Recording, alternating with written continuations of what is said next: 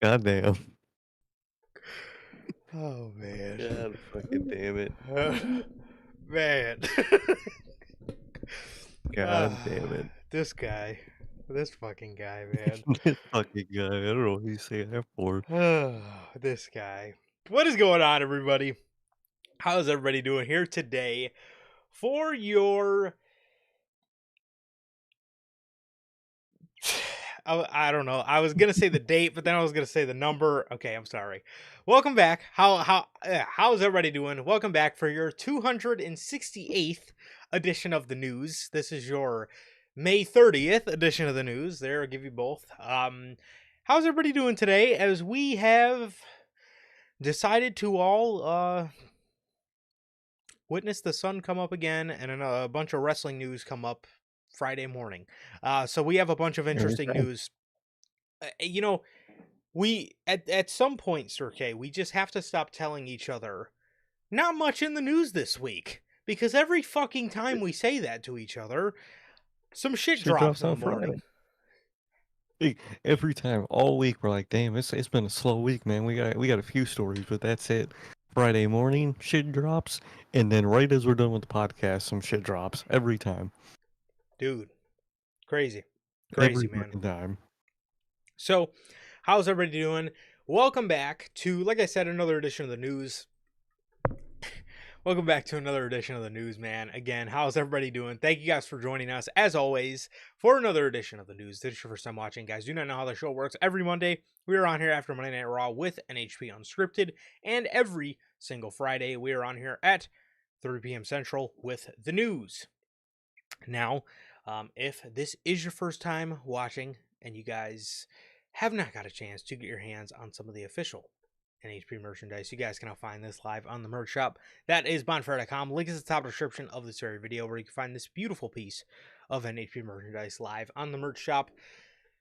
Again, man, also, I don't know, I kind of did this backwards, but if this is your first time watching, and, well, no. Okay. If you guys did miss this past Monday's, if you guys did miss, what am I talking about, bro? God damn.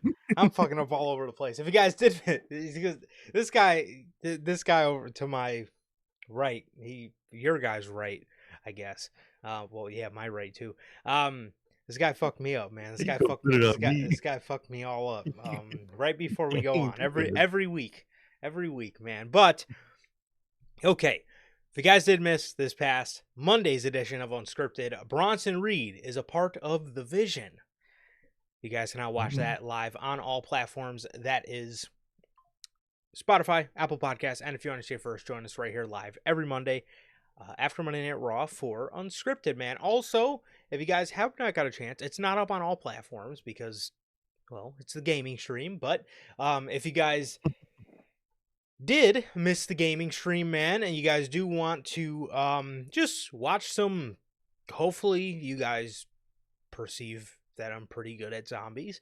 If you guys want to watch some good zombie gameplay, mixed with some good wrestling chatter, just chat about literally whatever, man. We talked about it was a lot of wrestling this week. It was a lot of wrestling. I know the one we did two gaming streams ago, that was very, we talked a lot of video games there, but this one was very wrestling heavy. We talked a lot about just the state of WWE, TKO, all that good stuff, John Cena's farewell tour, bunch of good stuff, just a little bit of everything, man. You guys can head over to the channel, the YouTube channel that you're probably watching us on right now, or part of the replay, and go ahead and watch the gaming stream, man. It was 2 hours of a lot of fun. So go ahead and Definitely. go watch that. Like I said, it's a lot of fun, and it was a good 2 hours of gameplay and conversation, man. So thank you to you guys that popped in for that. Really appreciate it. And yes, if you guys, like I said, if you guys did miss Unscripted, Apple Podcasts, Spotify, and if you want to stay first, join us right here Monday after Raw for Unscripted. So if this is your first time watching, and you guys do not know who we are here at NHP, I'm Johnny, one half of the host of this very show, and as for the other half, we got my man Sir K here. Sir K, please tell us what you're smiling about today. Well, I'm gonna have to gatekeep that one still, man. But overall, I'm doing good, man. I'm doing good. Just been chilling out, man. Just been chilling out. Just waiting for these pay-per-view weekends, man. A lot of stuff has been dropping in the news, i.e., we'll talk about it today. But sh- things are very interestingly shaping up for both companies, man. And I'm excited, dude. I'm excited. This kind of stuff brings a little bit of excitement into the weekly shows. So I I'm very excited to see how the weekly shows go now, with especially all these the women related news. So I'm doing good, man. I'm doing good. Just been chilling out, man. Just been chilling out. Like Toronto always asks, how's life? How's the family? Life's good. Family's good. How is everybody doing? Live in chat. How's everyone doing in the replay? What about you, bro? How are you doing? I am doing pretty good. I am doing pretty good, man. Just chilling, dude. Just chilling. Waiting for the next couple next weekend. Money in the Bank weekend. Just waiting on that. And Oh yeah. yeah, just hanging out, dude. Just hanging out. But yeah, still enjoying the NBA playoffs as wrestling fails to give a little bit of excitement. Honestly, like you just said, this piece of just news on possible call-ups is some of the biggest pieces of excitement we've gotten all summer. So Mm-hmm. that's exciting, and yeah, man. So that's it was yeah, just again still enjoying some playoffs, man, as we see the Thunder beat the Timberwolves and I think it was 5. I think they beat them in 5 games. And then we still have the Pacers and Knicks series going on. The Knicks just won their game last night, so I believe they play again tomorrow. So honestly, kind of was rooting for all 4 teams. I didn't really care to see, I didn't really necessarily wasn't rooting for one particular team. Very happy for the OKC Thunder though. Very happy. Like their team. Love Chet Holmgren. But very happy for their team. And then I do want to I don't I don't dislike the Pacers, but I really do like Jalen Brunson on the Knicks. So I kind and I love the Knicks atmosphere and their culture. So it's nice. It's just nice to see. It's nice to see them make a deep playoff run. It is very nice to see. Oh, It's been a long time. It's been a long fucking well, time. most definitely, man. Logan mentions in the comments saying all summer is crazy. To me, bro, for wrestling, after Backlash, it's the summer for wrestling. Yeah, yeah, pretty much, pretty much. So, um, when does summer officially start? What's the date? Isn't it Let like me. I was gonna say isn't it like beginning of June-ish or like middle of June-ish? June 20th. Okay. Okay, that's what I figured. That, Yeah. that's Yeah. way too late for summer, bro. Literally next week, I would classify as summer. For Like, sure. technically for me. For sure. Damn it, now. Wrestling like you said though, wrestling summers are different. Pretty much after WrestleMania or like when Backlash hits, that's summer. Pretty much. That's summer. Exactly. That's summer for Yeah. wrestling, at And least to me. yeah, for sure. Nah, yeah, same here. Same here for sure.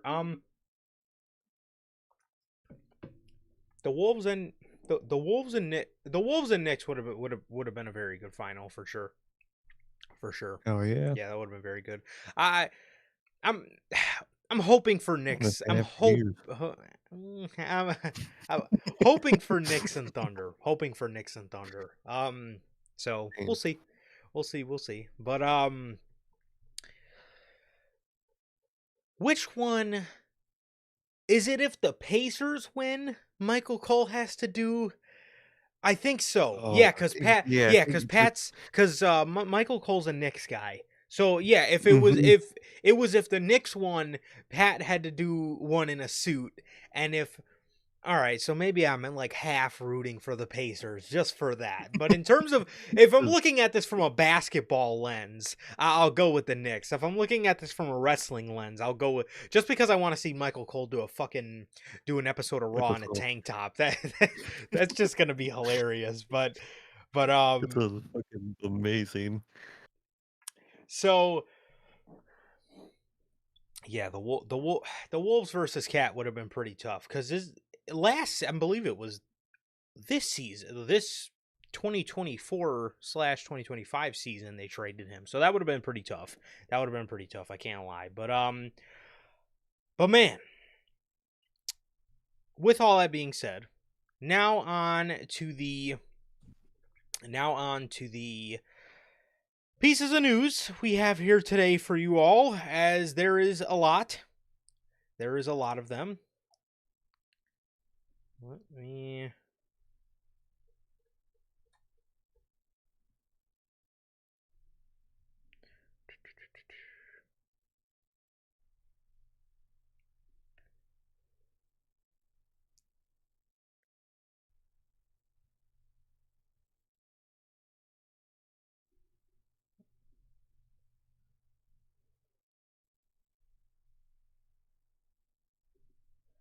Okay, give me 1 second here. I am not loading for. One. Are you trying to load stuff on Twitter? Yes. Oh, Twitter's down. It's like the whole thing's crashing right now. Good God. You gotta Did be. you hear me mention like my profile like before we went on? I was fucking wonking out. Yeah, Twitter's just kind of wonking out right now. Oh, makes sense. Makes sense. Okay. Never fails. Oh, brother. Okay. What do we do now? Do you There we go. here? Wait. Okay, you got it. Let me. Jesus.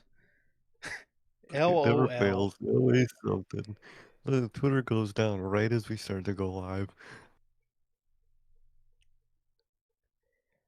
So I clicked my profile and nothing loaded. And I was like, what the fuck? And then, Twitter's just fucked. God. Okay. I got our first story here. So, first story we're going to go over today, Mariah May. Mariah May. Well, this was the big thing that happened this morning, as I was very, very I don't want to say very, very, but I was pretty shocked to hear about this. I was pretty shocked to hear about Okay. this because the last time we heard about Mariah May, we heard her contract would be up around the November sort of time period. Well, I guess something else happened, because Mariah May, according to PW Insider, they have reported that Mariah May is done with AEW, as she has been removed from the AEW roster page today. PW Insider is reporting that WWE sources noted over the last week that they expect May to start with the company in the near future. Fightful Select also noted that Mariah is expected to join WWE upon the expiration of her contract. May's management noted the former world champion's contract had not expired as of 1:30 p.m. on May 30th, and WWE are claiming no contract has been signed yet. The expectation is that May is headed to WWE when she is able to do so. Fightful noted that AEW are well aware that May would be leaving when her contract expired, while people close to the top of WWE have stated the wheels have been in motion for May to join the organization. May has not wrestled for All Elite Wrestling since the Hollywood ending with Toni Storm at March's Revolution pay-per-view. Wow. Crazy. Very, very, very, very crazy, dude. Mariah May, like I said, officially removed from AEW's roster page, as that only spells one thing, because we've seen this multiple times with other people being removed from AEW's roster page. that about means she's as good as gone. Whether that is soon, like the report said, nothing as of 1:30 p.m. Eastern, so 12:30 Central today. Her contract had not expired, so maybe they just removed her and are going to let her sit until November, or she's up maybe at the end of May and we don't know about it. Could be. So whatever the case is, it looks like she's as good as gone. As again, I think there's only one place we all expect her to go. That is WWE, that is NXT. I seen she was cryptically posting as soon as NXT went off the air, her like gifs of her waving and stuff. So that is interesting stuff. That is interesting stuff. And how do you feel about the possibility of her going over to WWE? Because again, I can't even ask you if you think she's going to go there, because I think it's all but about Yeah. confirmed. I think it's all about confirmed. She's a Triple H mark. I always see clips of her doing the fucking pedigree on the indies or fucking this Triple H post, she's 100% going there, and I'm excited, man. I think she's gonna do great. For reasons we'll talk about later in this episode, I think she'll be going to NXT first. But overall, dude, no matter what, I'm excited. I think she's gonna kill it. I think she's gonna really bring a different type of match. I hope they let her bring that different type of match to WWE for the women. And, she could tell a story, she could cut a promo, and she could wrestle her ass off, dude. I think she's going to be great. And like I said, I think she's going to bring that different type of edge to the matches for the women if they allow her to do so, which I hope they do, because that's kind of a central part of her character to me. And I'm excited, man. I'm really excited. I think she's obviously going over there. Like you said, that's no question. The when is really the question. If her contract is up very soon, we may see her at Evolution.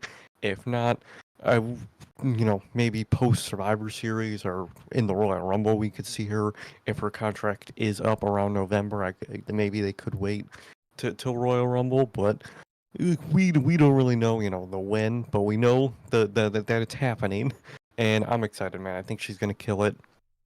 I think she's gonna integrate very well into WWE, and like I said, I really hope they let her use her, rougher in-ring style, a lot. Not a lot, it's WWE. You want to do it in moderation, but I hope they don't make it a once a year spectacle. You know what I mean? I hope they, in a very regularly way on pay per view at least, let her be her in the ring, man. But I'm excited. I think she's gonna do great, and she is most obviously WWE bound, man. But what about you? What do you think?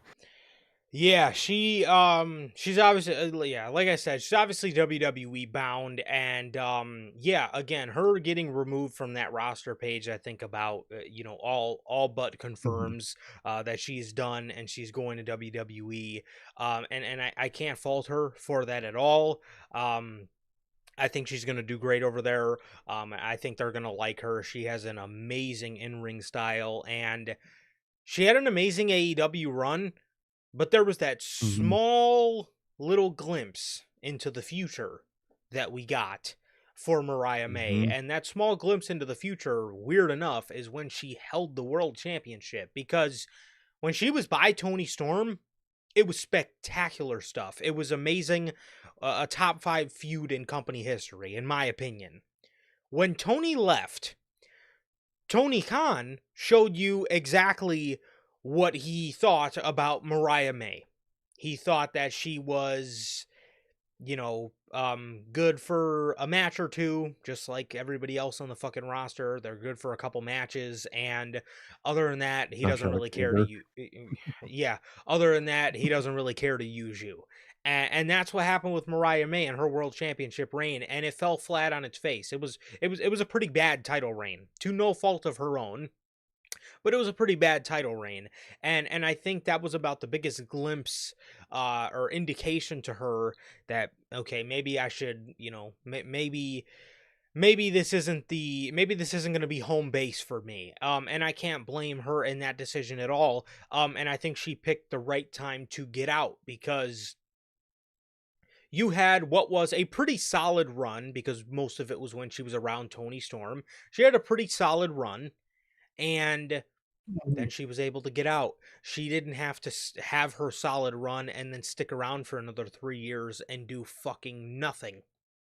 So a lot of people fall victim to that. A lot of people in AEW fall victim to that. They come in, have their run, drop their title or their push ends, and then they just go away and have to sit around for the better part of 3 to 5 years as they wait for some sort of creative that never ends up happening. Mariah didn't have to go through all that. She basically had her AEW run and skipped the cutscenes for all the bullshit. And that's and I can't blame her for doing so, man. I can't blame her for doing so. Look at how many people fall victim in both companies to Mm-hmm. wasted time. Oh yeah, wasted time. I mean, fucking at this point, Andrade's a victim of both, dude. I mean, back to back at this point. It's crazy, man. It's crazy, and she 100% would have been one of those. She would have been, um, exactly what's happening with Jamie Hayter on television right now is exactly what they would have done with Mariah May. Yeah. Yep, that is exactly what would have happened with her. So yeah, I can't blame her. I can't blame her at all. I really can't, man. But I'm excited to see her in WWE. I'm very excited to see her in WWE, and I think she's gonna do great over there. Sucks to see her go away from Tony Storm just because those two are Hmm. just so great together. But at the end of the day, it was gonna have to come to an end eventually, and they actually gave it the perfect bow on top that you could have possibly asked for, and it got written off in a good way. But it sucks that if we do see that this match again, probably won't be for a while. But it was awesome. Yeah, It was awesome nonetheless. it was. And in a way, it is nice to have like two people who are so great together, in the ring and just in a story, Hmm. separated, man. Because sometimes, it get too. Look at Young Bucks and FTR. Look at New Yes, Day and the Usos. It always got to a point where I was like, okay, I get it. The wrestling soulmates. I get it. And I think this is the perfect time to end that, at least temporarily, for those two, because it leaves you wanting more, and that's always, to me, what you should feel after something. absolutely, absolutely. So Mariah May is gone from AEW, man, as I wish her the best, and I'm sure that she will pop up in NXT very soon. So, keeping on the AEW news, there was a story that came out earlier this week that I guess sort of sent the IWC into some sort of frenzy. Mm. According to Fightful, Hangman Page and Will Ospreay found out the result of the main event of AEW Double or Nothing earlier in the weekend. Page pushed for Ospreay to win, whilst Ospreay pushed for Page. Tony Khan was said to be non-committal throughout the process. When asked by talent, Jon Moxley pushed for Page to win, though it is unclear if this affected the result. Hangman's win was met with shock backstage as most expected Ospreay to win the match. Hmm. This sent everybody into an uproar. These guys don't want it. I kept seeing the comparisons all week. Imagine if Shawn and Brett did this. Let's stop right there. Shawn and Brett was great, but maybe if there was a little less toxicity in the locker room, Brett wouldn't have had to leave the company, and they could have went on to make a shit ton of more money together. Just saying. Exactly. To me, it's not about the wrestler's opinion. Obviously, to an extent, it matters, but it's also like it's all at the end of the day. They could use that like Brett and Shawn example. At the end of the day, Vince knew who he wanted to win, and that's what matters. At the end of the day, is the boss knowing what they want. But that's the thing, bro. Everybody was so hung up about Osprey and Page wanting each other to win. I'm not looking at any of that. The line No, I'm I'm looking at looking Shawn. at is Tony Khan said to be non-committal through the process. Like, like, dude, I don't care that two guys on the roster trust each other. What I care about is the boss not knowing what the fucking way to go the month before, 2 months before the fucking pay-per-view. Not even. Like, dude, you're at your next show and you don't know what you're gonna do yet? How did you not know who the winner was gonna be when you wrote the tournament in the first place? If I'm writing a tournament, my first thought is who's gonna win this thing. At least for me, that would Yeah. be my first thought in writing anything. My thought process for writing would always be beginning, end, and then you write the middle. Because that's just how I think you should write stuff. Why Yeah. would you not know who's going to win? Tony, they just said it on Wednesday. We are 45 days away from this pay-per-view. And when there was about 50 days left before we get to this show, a little under 2 months, you have no idea who you want to go and challenge in the main event for the AEW championship. And again, people getting pissed at Ospreay and Hangman. Listen, okay, let's get something straight first. Both of these guys are champions without even holding the championship. Because Yeah. Jon Moxley sure in the hell isn't. So if you look at Ospreay and if you look at Hangman, if you look at the pay-per-views that have been in the middle of Moxley's whole reign this far, so what? World's End, Full Gear, Revolution. If you look at two names who had some of the best matches on those cards and held those cards down and were some of the best parts about those cards while Moxley was champion, you're looking at Ospreay and Hangman Page. So these guys being confident in the other, I don't see that as not wanting to carry the ball, or they don't want to carry the ball for the sinking ship. Here's the thing. What? I don't believe either of these guys think the ship is sinking, because both of these guys love No. the company. Yeah. And this is what, at least, obviously there's the Tony Khan side, which is fucking stupid, and that's the part we're pissed about. But the roster side, those two and what they wanted, is that not what we always wanted to hear from AEW's backstage, locker room related stories? Is that not what we wanted to hear since like 2021 Dude, and fucking Brawl Out? Is people like willing to work with each other? Is they're that not what we wanted? they're so hypocritical, dude. They're so fucking hypocritical because if people were running around backstage saying, I want the title, I want the title, I want to win, I want to win, I want to win, then they would just say, Tony can't be a boss. Everyone's trying to be selfish. Yet when you have people trying to say, I could win it and I'll do a great job, but he can do the same fucking thing. He's a great performer. He can carry the flag. Isn't that what you want amongst your top guys? Don't you want some sort of camaraderie? Exactly. All that's missing from that equation is a good boss that say, "Yeah, I trust both of you. I'm glad you both trust each other. Right now, we're gonna go with you," and they both respect that decision.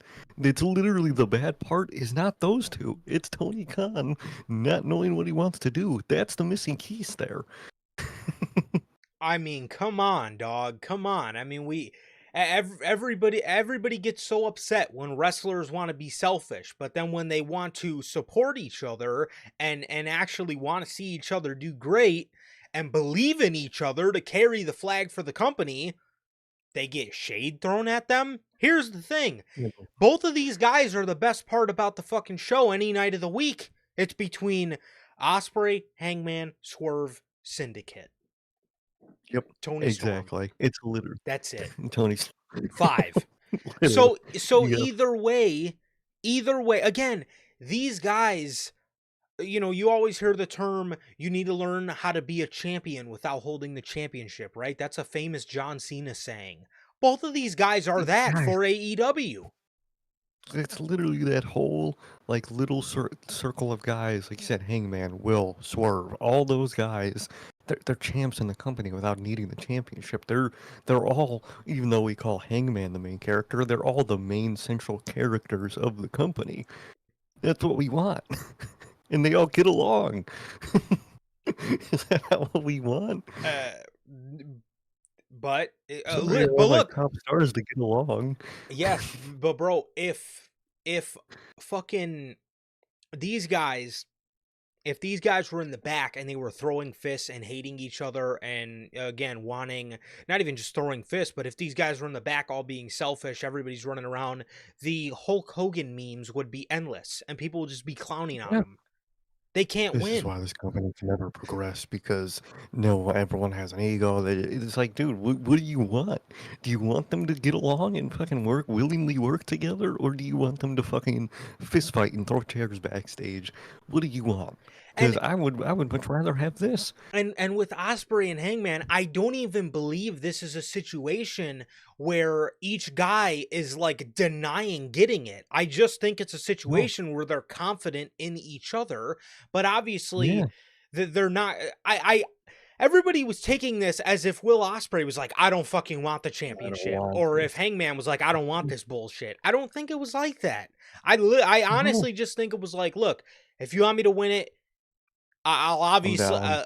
it'll be an honor, but like he could be the guy right now. He could be the guy at this very moment. This is what people asked for years. With like, Mhm. remember when Roman Reigns was doing his whole was doing his whole you know Royal Rumble victory, and all the fans were like, if Roman had a pair of balls, he would have stood up to Vince and said, Vince, for the betterment of creative, I think it's Brian's year. Yeah. Remember when all the fans were saying Roman should have done something like that?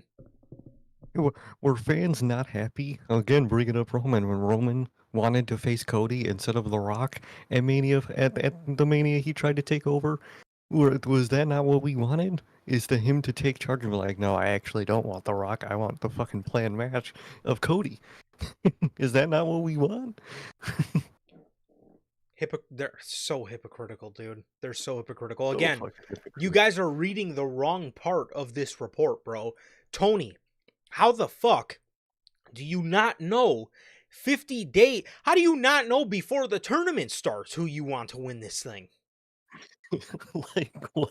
Like I said, dude, if I'm writing a tournament, the first thing I'm thinking about is who's gonna win. That is literally my first thought, and then I build the fucking roster of the tournament around who's gonna win and who I want like the final matchup to be in the story and all that. But like, dog, Like, come on, man. It is absurd. I mean, again, fans. I don't even want to sound like an AEW shill here, bro. But like, I just got to be fair, bro. But like, fans could just be so hypocritical when it comes to AEW, oh, bro. I they're mean, so like on their neck. Like I'm on their neck booking wise. I'll always be on their neck booking wise. Same way I'm on just wait Triple till we H's get to neck booking Monday. wise. Just fucking wait till we get to Exactly. Monday. I can't wait to talk Exactly. about that shit show. Same way I'm on Triple H's neck, booking wise. That's just how I am. But like, when backstage stuff comes out of this company, at least so far this year, most of it's been pretty good. The people who are leaving the company are leaving very civil this year. There's no fucking Lucha Bros drama anymore. Everything backstage wise seems pretty good right now for them. But there's always has to be a problem for the fans. Tony is weeding out the You got people media training. that Mhm. don't want to be there.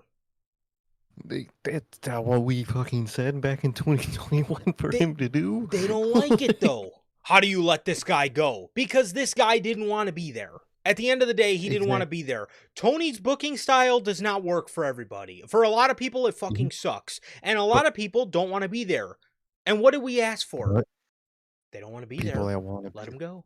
yeah, exactly. And look at the people it works for: Hangman, Will, Swerve. They like being there. They liked being booked by Tony Khan. Tony Khan likes to book them. Yes. Is that not what we've asked for since Brawl Out? Uh, n- Again, man, not even trying to sound like an AEW show, but some of you fans, bro, it just ridiculously hold AEW under a microscope, and you guys are so hypocritical. AEW does one thing, now you want the other. So they do the other, then you want what the original thing was. Like, bro, This is Like, good. This is the culture you want to have. exactly. Like, dude, if next week a story drops about people in the Evolution main event wanting each other to win, it'll be nothing but high praises. It would be because they were, They're yes. look what they can do. Look what happens when you're under good management in a civil locker room. It would be a totally different reaction. It absolutely would. It absolutely look at the camaraderie in the women's division in WWE. WWE's really changed for the better. I mean, it would. That's exactly what it would be, bro. This is the culture you Exactly. want amongst your top stars, and this is a good thing. Again, reading the wrong thing. Tony. Exactly. So, if Osprey or Hangman would have won this, there's no way either guy should have been blamed for lobbying for the other guy to win. You can lobby for somebody to win all you want. They're not the booker.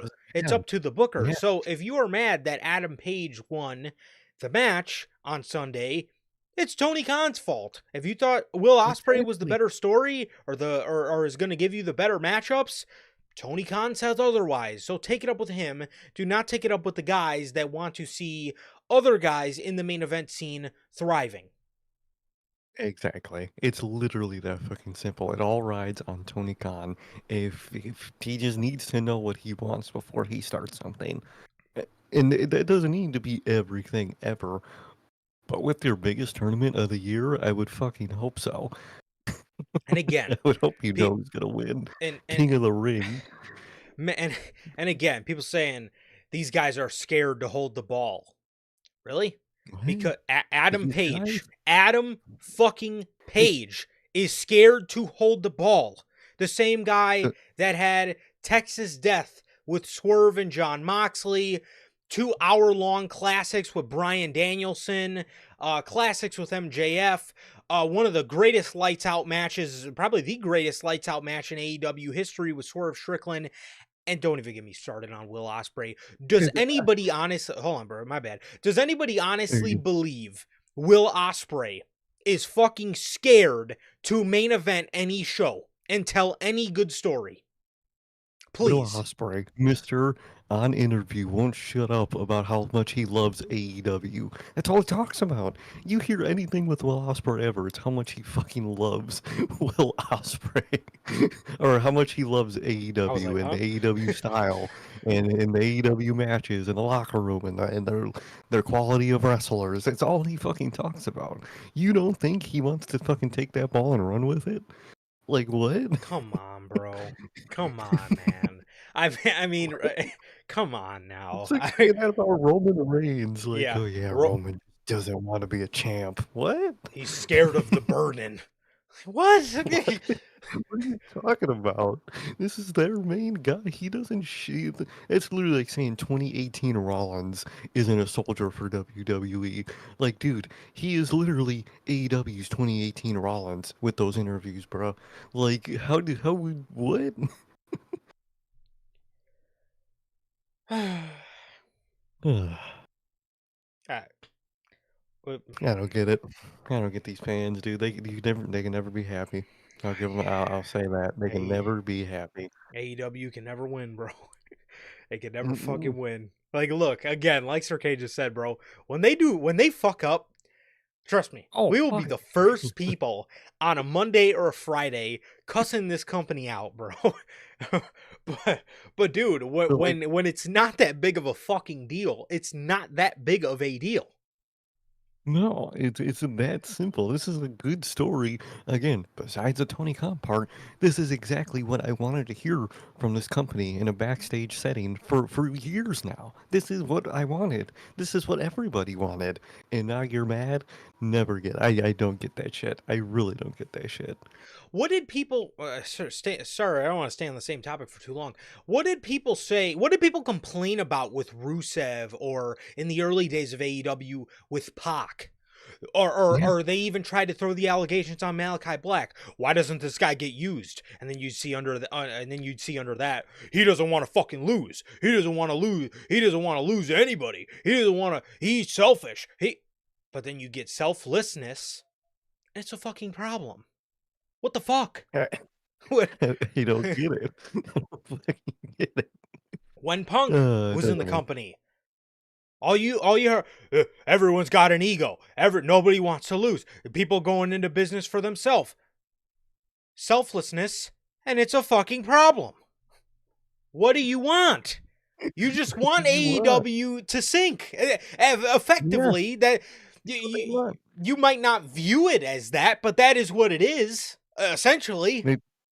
It's all that's all those type of fans want. They do want it to sink, man.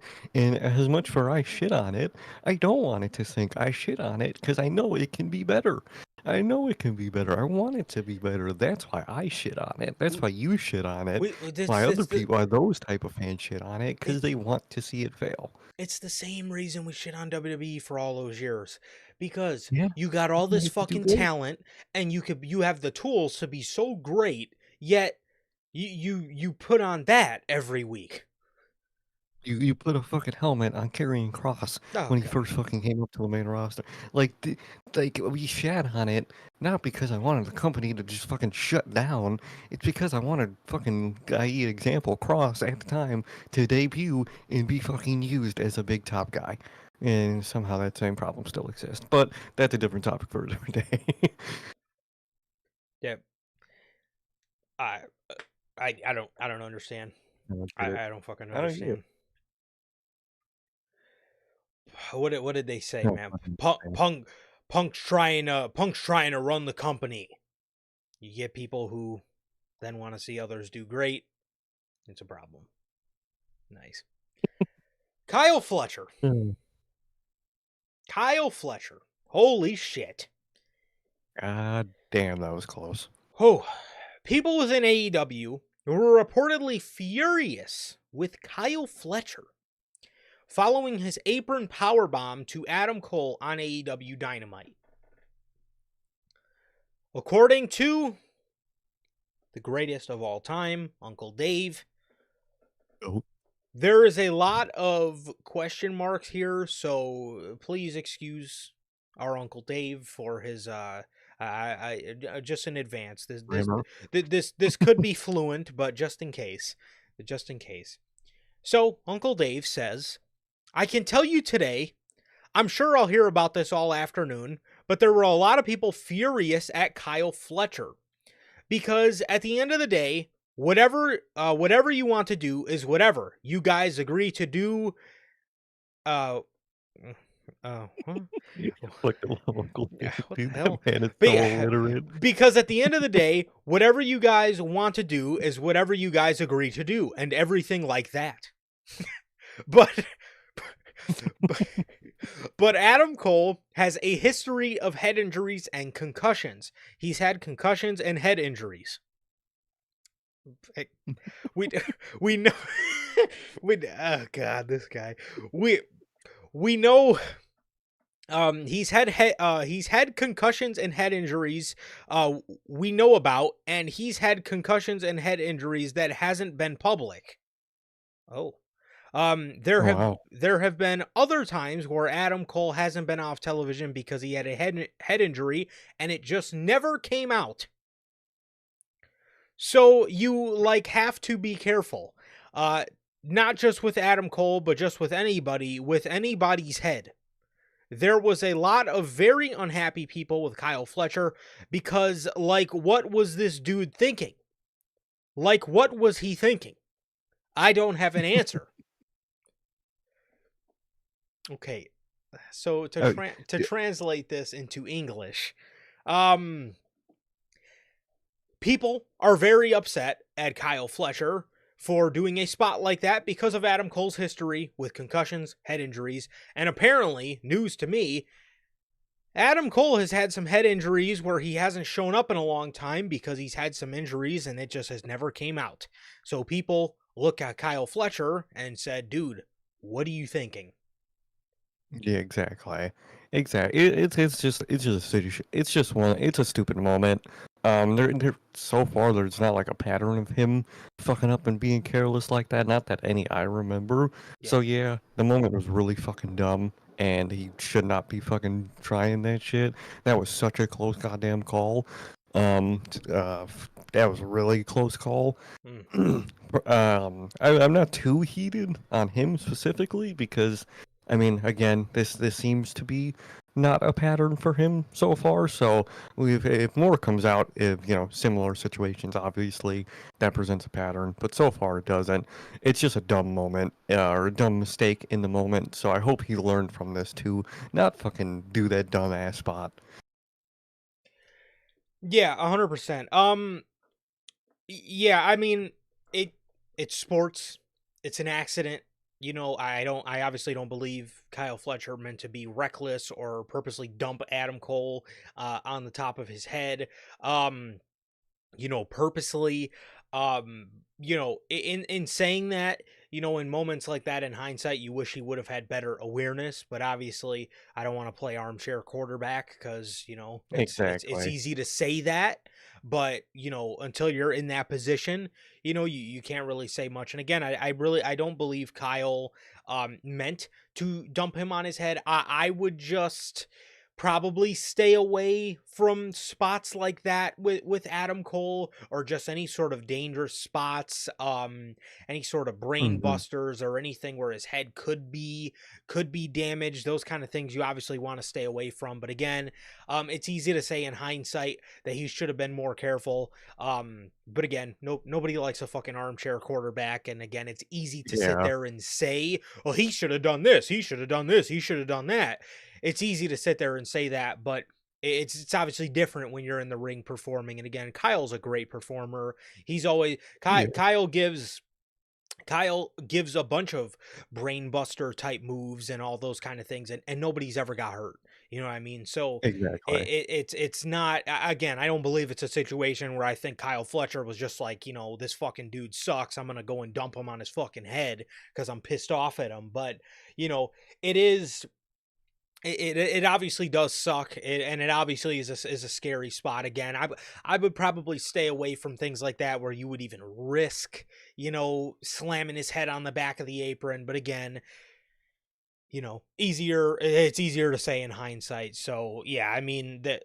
The heat on Kyle Fletcher, again, I hope it doesn't really stick, because again, I Yeah. believe it's an accident, man. It's sports, things happen, and obviously nobody wants them to happen, but it is what it is. Exactly. Uh, Juice Robinson,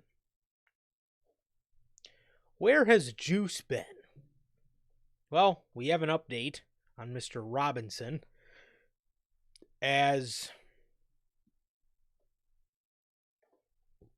did I lose it? Where is it?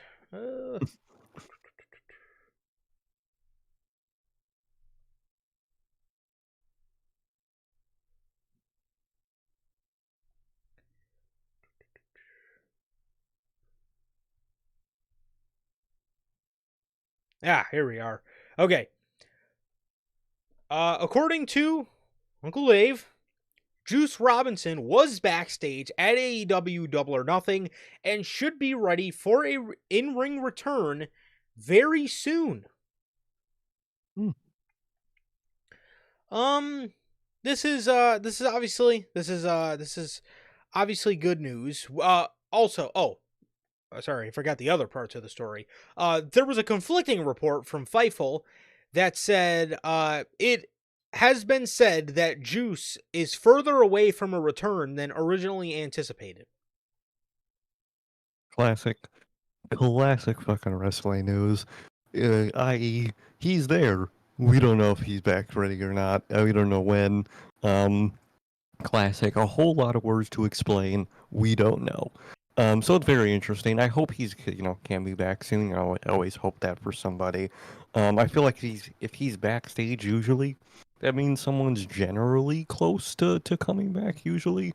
So I could see him coming back soon, and I hope when he eventually gets back, I hope that's a kick in the ass to use the rest of that group again. Guns, him, all that. Yeah, I think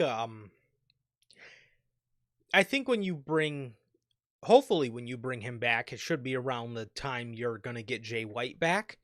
I hope so. So I don't know. Again, I don't know if they're gonna bring them back separately. I don't know if they're gonna redo the Bang Bang Gang or what exactly they're gonna do.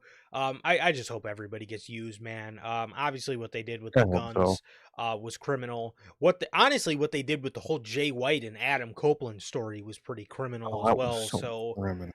um, Mm-hmm. so Which, I mean, it did kind of get halted by the injury. I think they were planning a match with those two. very true. Obviously, we all know that fucking Cope would have won, so I wasn't too excited about it anyway. But, like, the injury didn't help that whole booking That's true. situation. Yeah, that is true. But yeah, I mean, so yeah, man. Hope we can see Juice back soon, and hope everything goes okay. Because I remember it was right when he came back from a back injury. He broke his foot. So Mm-hmm. hopefully the injury bug stops halting the poor guy. So yeah, Hopefully, man. Hopefully he could be back soon. Bell is here. What's up, Bill? How you doing? There we go. How's it going, Bell? How's it going? She says, by the way, yes, Oh, we'll talk. Mm-hmm. yes, we for sure will get to that when we go over the call up news. But actually that is about it for all the AEW news. That is all the AEW news we have here today for you guys. So with that being said, we do have an official word from our official sponsor here at Notorious Heels, W Energy. W is an energy drink loaded with vitamins and nootropics formulated to improve focus without getting the jitters. W is a clean energy formula, sugar-free, zero-calorie, free from fillers and artificial colorings with 150 milligrams of caffeine per serving. You can get your W products today with the link below and code NHP at checkout to save yourselves 10% on your next W purchase. Always got to shout out W, man. Whether it's workout, whatever you may need the energy for. There are, in the next 2 weeks, 2 back-to-back 4-hour episodes of Dynamite coming up. So I definitely think you guys could use some W, man. It'll keep you jitterless. It'll keep you awake to watch those 2 episodes. And it'll taste good all at the same time, man. So truly, always shout out W. Yes, as always, shout out to the official sponsor, what we do here at Notorious Heels. Thank you, as always, to W. So, Belle says she was listening to music and partying in her room. Wow. What do you got going on in London way to do it. nowadays? Nothing like partying in the room at probably, what is it, like 11 o'clock by you? I respect it. Oh, yeah. I respect it. I respect it. So, well, speaking of more AEW type of news, I guess. This pertains to WWE, though.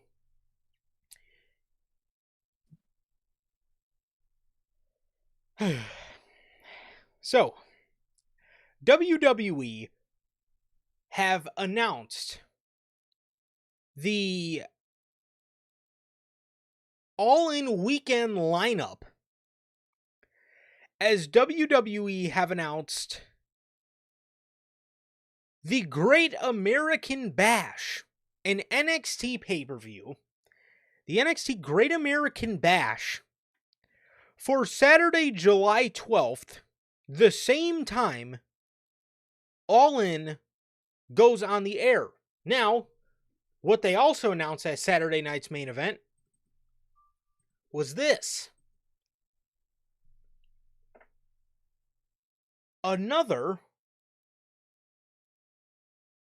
Saturday night's main event for Saturday, July 12th, but this will be at 8 Eastern, 7 Central, 5 Pacific. And the big one, for Sunday, July 13th, we have the sequel, Evolution. We have the second installment of Evolution coming as WWE really ramped it up with the AEW competition here. Like I said, as they announced Great American Bash for earlier in the day, the same time that All In Texas will be on. Later that night, Saturday night's main event, and then the next day, Evolution from the State Farm Arena in Atlanta, Georgia. So WWE, like I said, they have upped their game, and they have really intruded on what is AEW's biggest weekend. You guys obviously know what we'll be watching. We definitely aren't reviewing Saturday night's main event or Great American Bash over All In, and then obviously we'll be live the next day with Evolution. But yeah, so WWE again really ramping it up on the intruding on AEW's weekends. So yeah. Never fail. Never fails. They always got to do it, man. Personally, I'm excited for that weekend. I probably wouldn't have watched, Great American Bash or Saturday Night's Main Event anyway. Even if they weren't, competing with them on the weekend. So for WWE, it's really a Sunday weekend. But they won't admit it.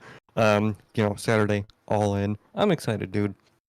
As a fan and as, it's the content creator for you guys. It's those weekends for us. I think are always very exciting. Back-to-back reviews for back-to-back shows that mean something. And I'm excited, dude. I can't wait to watch All In, and I can't wait to watch Evolution, man. So I'm excited. It's funny on WWE for doing that shit. Like it gets to a point where like we were talking about it on the gaming stream on Wednesday. So go watch that if you guys want to see a little bit more detail about that, but about that situation. But like out of all things, you choose to counter program, you choose the show that even your own fans don't care for, i.e., Saturday Night's Main Event. And, it technically is with Great American Bash, but you're not really helping your developmental because most people would rather watch All In than your developmental show. So it's just one of those things where it's like, I don't think they're doing themselves any Yeah. favors on that Saturday. Excited for the Sunday, and I never took the Sunday and like Saturday different pay-per-views as them taking over their weekend because it's a different day. So me, it's just a wrestling weekend. But that's how it is for me as a viewer, man. But overall, I'm excited about this, and I can't wait to see how it goes now. But what about you, man? Yeah. Definitely sitting in the same boat as Belle. She says as long as All In and Evolution are on different days, I'm good. That's all I was worried about. Exactly. Because I did not want a show like Evolution to be on the same day as All In because they would really be doing themselves a major disservice. I'm very scared for what they're gonna put on that Saturday night's main event because I think they're going to, which All In should be over or at least close to being over by then anyway. Um Mhm. I there's been some rumors of some rematches possibly going down on that show, and I'm very scared for that because I don't want them to throw away good rematches on WrestleMania rematches on a fucking Saturday night's main event. But um yeah, again, like I said, as long as All In and Evolution are on different nights, I'm cool with that. I love these kind of weekends. Obviously, very petty of WWE to uh go on their Saturday that fucking heavy and basically run shows all day, but they don't know the concept of an overabundance of content, but they will fucking learn No. eventually. And I'm more excited for the AEW show, obviously, than I am both of the shows that they have running on that Saturday. Again, nobody cares for Saturday night's main event. It fucking sucks. It's 2 hours of rush television, and NXT is NXT. You all anybody could go back and just watch NXT.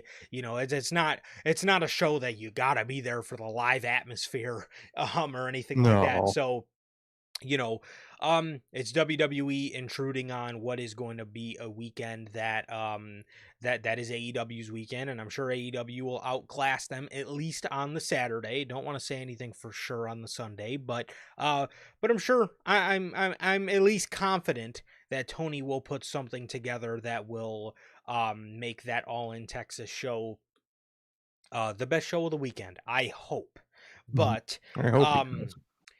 but yeah, man, like I said, man, it's just it really is it's them intruding on more AEW, and again, not understanding what an overabundance of content is, just to overly be petty at AEW. You know, I really think Triple H has a lot bigger fucking problems he should be putting on his plate than trying to stack up your shit on AEW's weekends.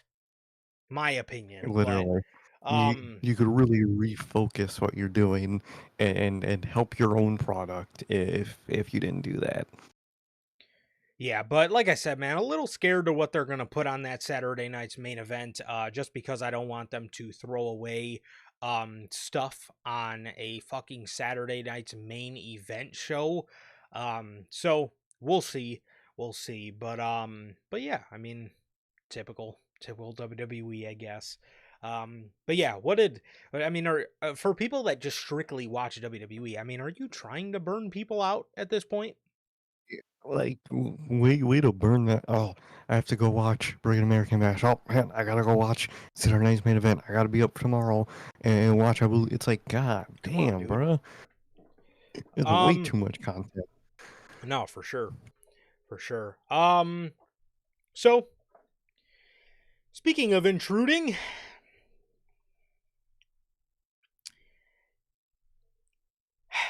man. According to WrestleVotes, WWE have scheduled an episode of NXT at the 2300 Arena in Philadelphia, Pennsylvania on Tuesday, August 19th. The significance of this comes as AEW recently announced a multiple show residency at the same venue beginning 8 days after the NXT event. They just have they can't not Dude, help themselves. They have to involve themselves in whatever AEW is doing. They have to. uh, again, man, I mean, like, look, a little competition. You know, let's Yeah, maybe not run on the same day, but let's run on the same weekend. Cool with that. Very I'm cool cool with with that. that. Love Yeah. it, actually. Love it. Yeah, I Healthy for love that. Yeah. competition. This stuff, I mean, it's just so it is just so blatant. And again, it's not even the part of it's not like all right, obviously, you know, their competition. I get that. Their competition, but bro, again, when I tell you there are bigger fish to fry, I I mean there are bigger fish to fry, and we actually have, so we're going to talk about some of those fish in a minute. But yeah, bro, NXT again, they can't help themselves, bro. They can't let They they can't let AEW do shit, man. And for someone who hates their competition and, sees them as less of, why are you Pissant. always trying to like be involved around them? Like, wouldn't the smart thing to do is like never Never like bring associate. them up ever? Yeah, exactly. Because then you get stories like this. You get weekends like Evolution All In, to where if you're a WWE fan on social media and you're not really pertaining to AEW, you're gonna hear about the competition of the weekend, and then you're going to learn more about AEW, and that might make you interested. To me, it's always a stupid idea because you're putting eyes on AEW by trying to so hard be their competition. It's like, just let them be, and you'll probably be better off. You're not doing yourselves any fit. I don't Yeah. get that shit. I think it just puts more eyes on AEW in all logically. Again, yeah, because all you see all over social media is WWE's intruding on an AEW weekend. So, So the fans will be like, "Oh, AEW, what's that?" And then they fucking learn about AEW, which they never would have learned about, i.e., those super WWE fans, if you'd never fucking intruded, on them in the first place. Which that's always just funny to me. yeah. So, guys, last Friday, we ended the stream. I want to say it was maybe about 5:30 Central Time. And at about 6 o'clock, Every- we got the news that Money in the Bank 2026. Got the picture here for you. I apologize for the low quality image, but this is the best. WWE did not release the official logo image or official image of it yet in a more clear. But Money in the Bank 2026 will officially take place in New Orleans, Louisiana on Saturday, August 29th. Yes, I repeat, August 29th. August 29th. Money in the Bank after SummerSlam. And Good Lord. let's take another thing into account. What usually comes around this time? Because the past, what is that? Last year, that was our international Bash in Berlin show. Mhm. This year, around that time, is our international Clash in Paris. A couple years ago, it was Clash at the Castle Wales, right? Well, not anymore. Nope. This Right in the weekend will States. be in New Orleans, and it will be at the end of August. Well, looking at just the logo, I like it. It's nice. It's a Yeah. nice logo. But WWE, again, Triple H did this whole press release. He said, I'm sure you guys heard our joint announcement about WrestleMania being moved out of New Orleans. It was not a joint announcement. It was from the city. It was not a joint announcement. And dude, what the again, August 29th, not only is Money in the Bank after SummerSlam, we will probably not be getting an international premium live event because, at least in that spot, obviously, we will not be getting an international premium live event in that spot because it's going to Money in the Bank. What the fuck? What? Like, What the fuck? Money in the Bank, King of the Ring, these things are summer events. what are you about to do in the summer that warrants moving all that? What are you gonna do Here, in between the time of Mania and SummerSlam here, next year? here, I am terrified. here's the problem though, bro. Here's the problem. They're moving this because they're probably, don't be shocked if WrestleMania gets moved to late April or early May. And they don't want to do Money in the Bank too soon after. Which it's like, dude, stop doing those late WrestleManias. Do it earlier. That's the whole point. You want a shorter time frame to write because the longer it is, the more fucking diluted your Mania stories are. Look at this year. It was hindered by the length of the Mania season. If you shorten that down, it's gonna make it easier to write. Yep. I genuinely don't understand their thought process behind this, and I'm really scared for that. This summer for WWE has been as stagnant as ever. I am terrified. And we for have next Money year, in the dude. Bank this year. And we have we have Money in the Bank. We have all this women's related stuff happening, so at least we have something to cling on to, dog. Next year, I am terrified for the booking of next year in the summertime for this company because if this is stagnant, I can't imagine. You have to do King of the Ring next year. You have to. Dude, I can't even believe I'm saying this, and it's not saying much. I'm more excited around the fucking festivities, I use that term loosely, around AEW this year. And Yeah, if you go back to our predictions, I thought this year was going to be an all-time worst for AEW. AEW this year, especially this summer so far, or this summer season, post-Mania season, they've been piquing my interest more than WWE has. Again, it's not saying much, but WWE's just felt so fucking stale. It's like, man, I'm more looking forward to fucking All In Texas than I am looking forward to a Money in the Bank or a SummerSlam. What the fuck? am.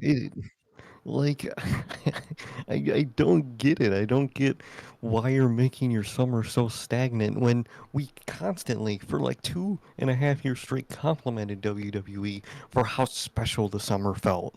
because they would do the international shows. You had Money in the Bank and King of the Ring in 1 year, and it was so dope. The summer was so filled with just, stuff you cared about. And And now King you're of just the filling your summer with Saturday night's main event? Dude. Like, And what? and King of the Ring added focus to SummerSlam, I felt. They get rid of that. It did. Exactly. It helped SummerSlam. It enhanced SummerSlam. Why do you think it was so good last year? Because it was focused. And now this year, it's just, oh, we're going to get something, with the main roster related with, that whole Rollins group. Oh, we're going to get someone with John Cena and some opponent that hopefully isn't a celebrity. It gets to a point where it's like, what are you doing for SummerSlam that, like, is really interesting? I I don't understand, man. I don't understand, bro. Again, they better be bringing back King and Queen of the Ring, or else this summer is going to feel ridiculously stagnant. Because, dude, Money in the Bank and King of the Ring worked last year. It It's did. fun. It added excitement because it's not like you have to have a set date for your Money in the Bank person to cash in. You could do it instantly. You could do it a few months later. You could do it at WrestleMania. You could do it at fucking Money in the Bank technically at the next year. So Yeah. it's like it gets to a point where it's like you're really free. I don't get the scaredness that people have of Money in the Bank. Money in the Bank is a very free booking thing. You could do. Yeah, I hope you have a general plan for how you're going to do it, but you can do it whenever. If plans have Yeah. to change for a world champion, you could write Money in the Bank around that pretty easily. It's like I don't get the comparison of, oh, you can't put those two next to each other. They don't really correlate at all. It's two very Yeah. separate things you get from those. Yeah. What? Yeah. I mean, it's again. One is one. The money again, like you said, the Money in the Bank is so free and so loose to write. You can hold. You have a calendar year to. Again, it's not like it's not like King of the Ring where you have A a set date. guaranteed match at SummerSlam, and SummerSlam is your set focus date. You know what I mean? It's not that. It's not that. It's Hmm. completely different with Money in the Bank. So I again, I didn't see a problem with having those two correlate, but we better hope we get it next year, because if they nix King of the Ring again and we don't get it next year either, then again prepare for the summer to be another dud. Yeah, exactly. And if I was AEW and I'm looking at this, I'm planning right now for my next summer because I want to be that. I want to have that as focused and as interesting as possible. Yep. Because if it's anything for WWE like this summer, if AEW has a focused summer next year, they could fucking kill it. They could blow creatively wise them out the water. So again, I keep telling Tony Khan, lock in, bruh. This is your time. No, it really is. It really is, bro. But so speaking of Money in the Bank,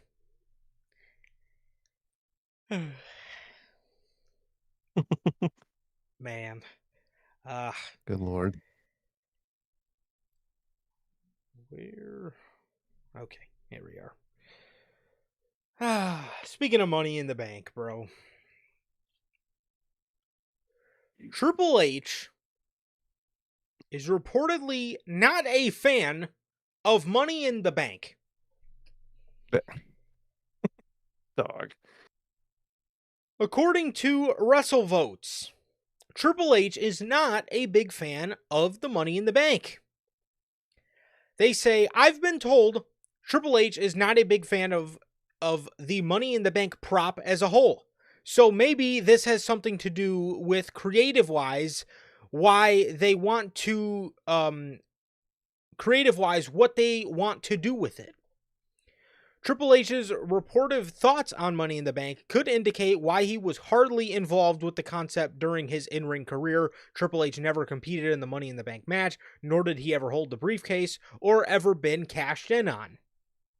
One of the few times Triple H was ever involved with the Money in the Bank briefcase was SummerSlam 2013 when he helped Orton cash in on Bryan.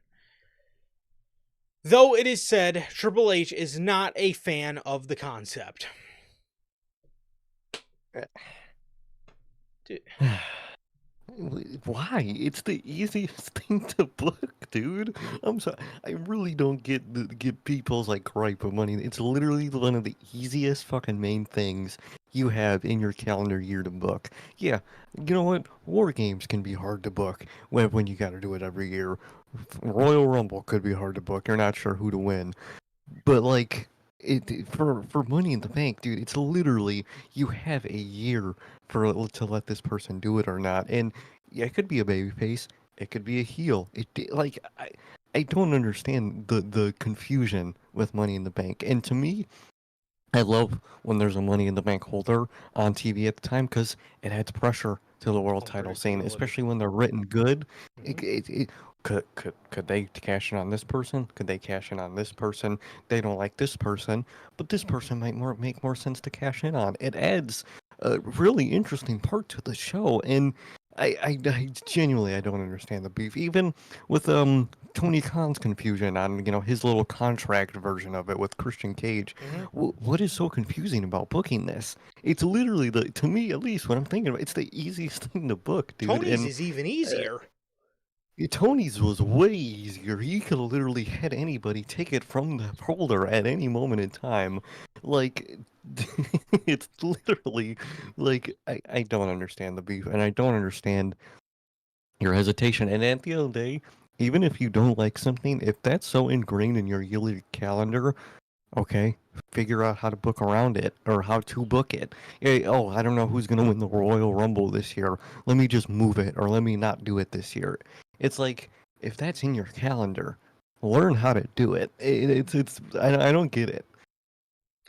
What especially shocks me about this is Triple H has done a great job with Money in the Bank with the women. With the Um, women, he's done phenomenal. man. All 3 years have been, I mean, the first year, 2020, or the first 2 years of it, sorry, with EO. That was, Hmm. again, the right choice. Great winner, great cash in, awesome moment. Then you look at the next year, 2024, was Tiffany Stratton. Great winner, Hmm. great moment, great cash in, viral moment. He's done fairly good with it, so I don't understand what exactly is hard about it. You know what could be the problem, though, Triple H, is you don't have the balls to put it on the Hmm. right male in the men's That match. Because he, if you put it on somebody unpredictable, and if you put it on somebody who could actually give you that moment and give you that good cash in, then maybe it wouldn't be so fucking hard. Maybe it's fucking hard because last year you didn't even try. Instead of putting it on a erased guy it. like Chad Gable or putting it on a guy, another guy that could have done and had a decent cash in with it, you wasted it in one night. And don't even get me started on what you did the year before that. Because you had a guy in LA Knight who was heel at the time, could have been a Hmm. phenomenal Money in the Bank holder, and gave you one of the most viral and fucking Dolph Ziggler like cash ins with the amount of fanfare that the guy had. You put it on Damian Priest. Who had a good, written cash in, but if you had so many other people in Priest's place, it would have been 10 times the moment. And I'll forever stand on that. If that moment 100%. with Damian Priest cashing in was LA Knight, it would have been 10 times a bigger moment and a better moment. Yes.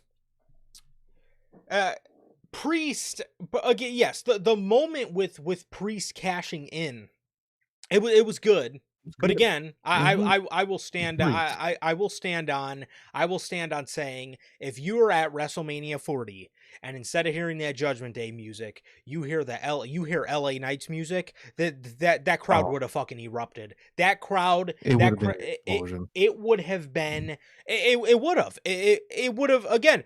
You look back at like the Dolph Ziggler esque cash in when that crowd was going nuts. A lot of people say that's the greatest to this day. A lot of people say that's the greatest cash in of all time. Yeah. Um, and you're, I mean, that's a valid opinion. That's all respect. Yeah. I respect it. Mine would be Seth, but Dolph Ziggler is not a wrong Probably answer same. either. Yeah. Yeah, I would probably put Seth, but if you do say Dolph, I mean, I don't blame you. I respect it. Yeah. LA Knight's cash. If that was LA Knight, that would have been twice the moment. That would have been twice the moment. Hmm. Damian Priest, they again, it was a great cash in, but again, also look, it's also hard, Triple H, when it's also hard when you book people how you booked people with Damian Priest. Every single week, this guy was out there faking a cash in and would get beat up. Yet the weeks when Seth Rollins would be laying in the middle of the ring at the end of the show, he was nowhere to be found. No sign. No, nowhere to be found. It was until the moment with Priest, the cash in itself was good. It was really good. I'll give him that. But his run as Mr. Money in the Bank was so dumb.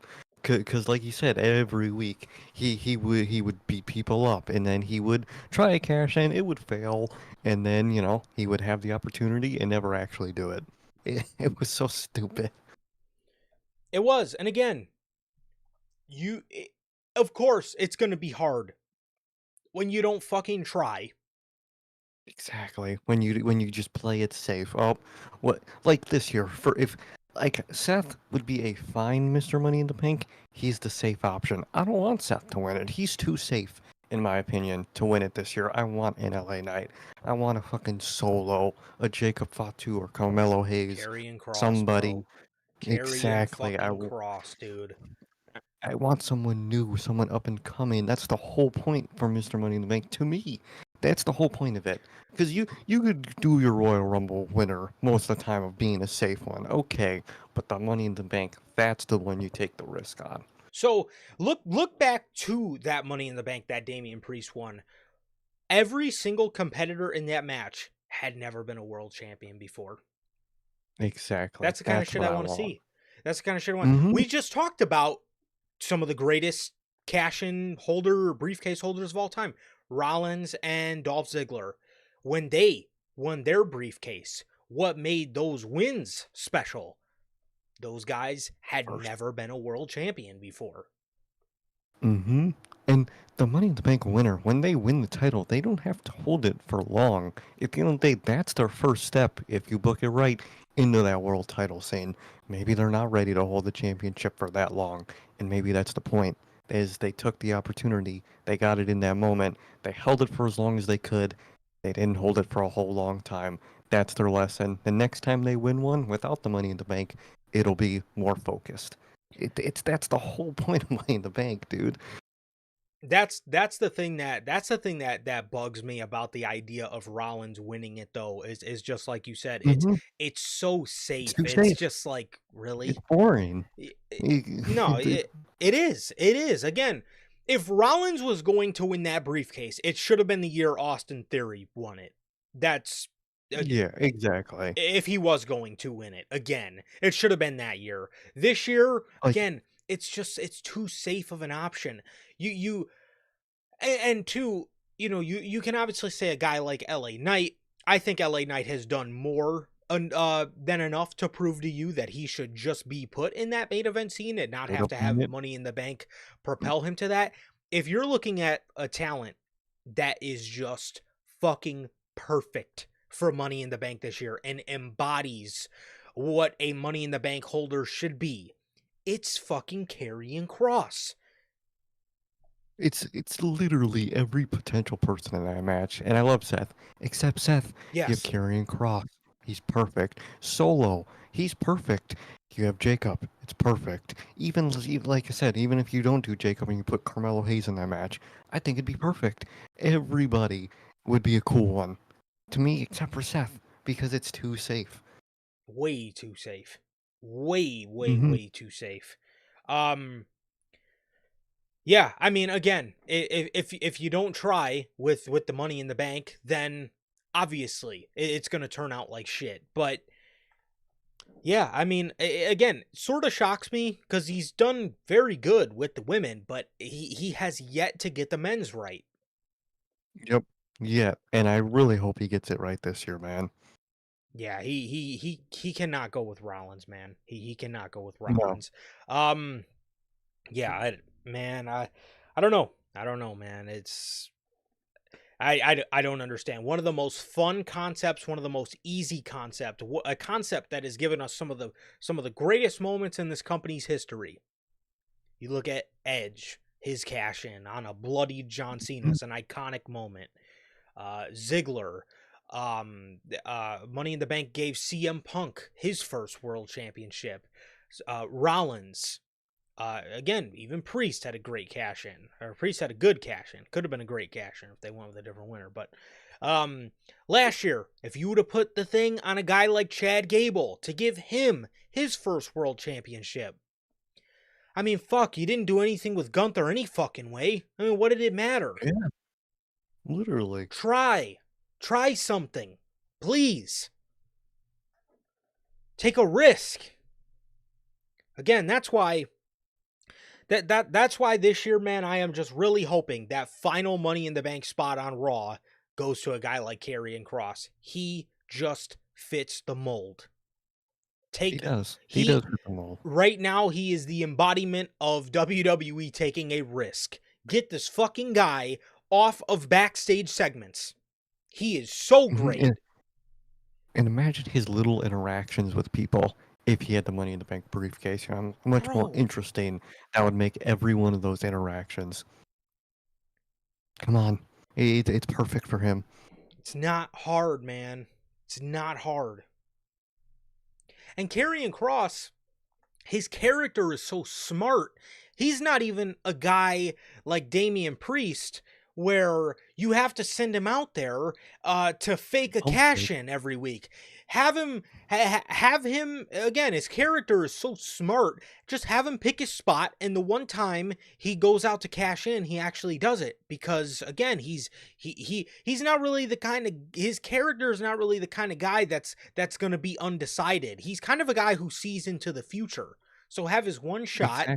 be the shot where he actually does it because again, a huge part of his character is he's smart. He's 10 steps ahead of everybody.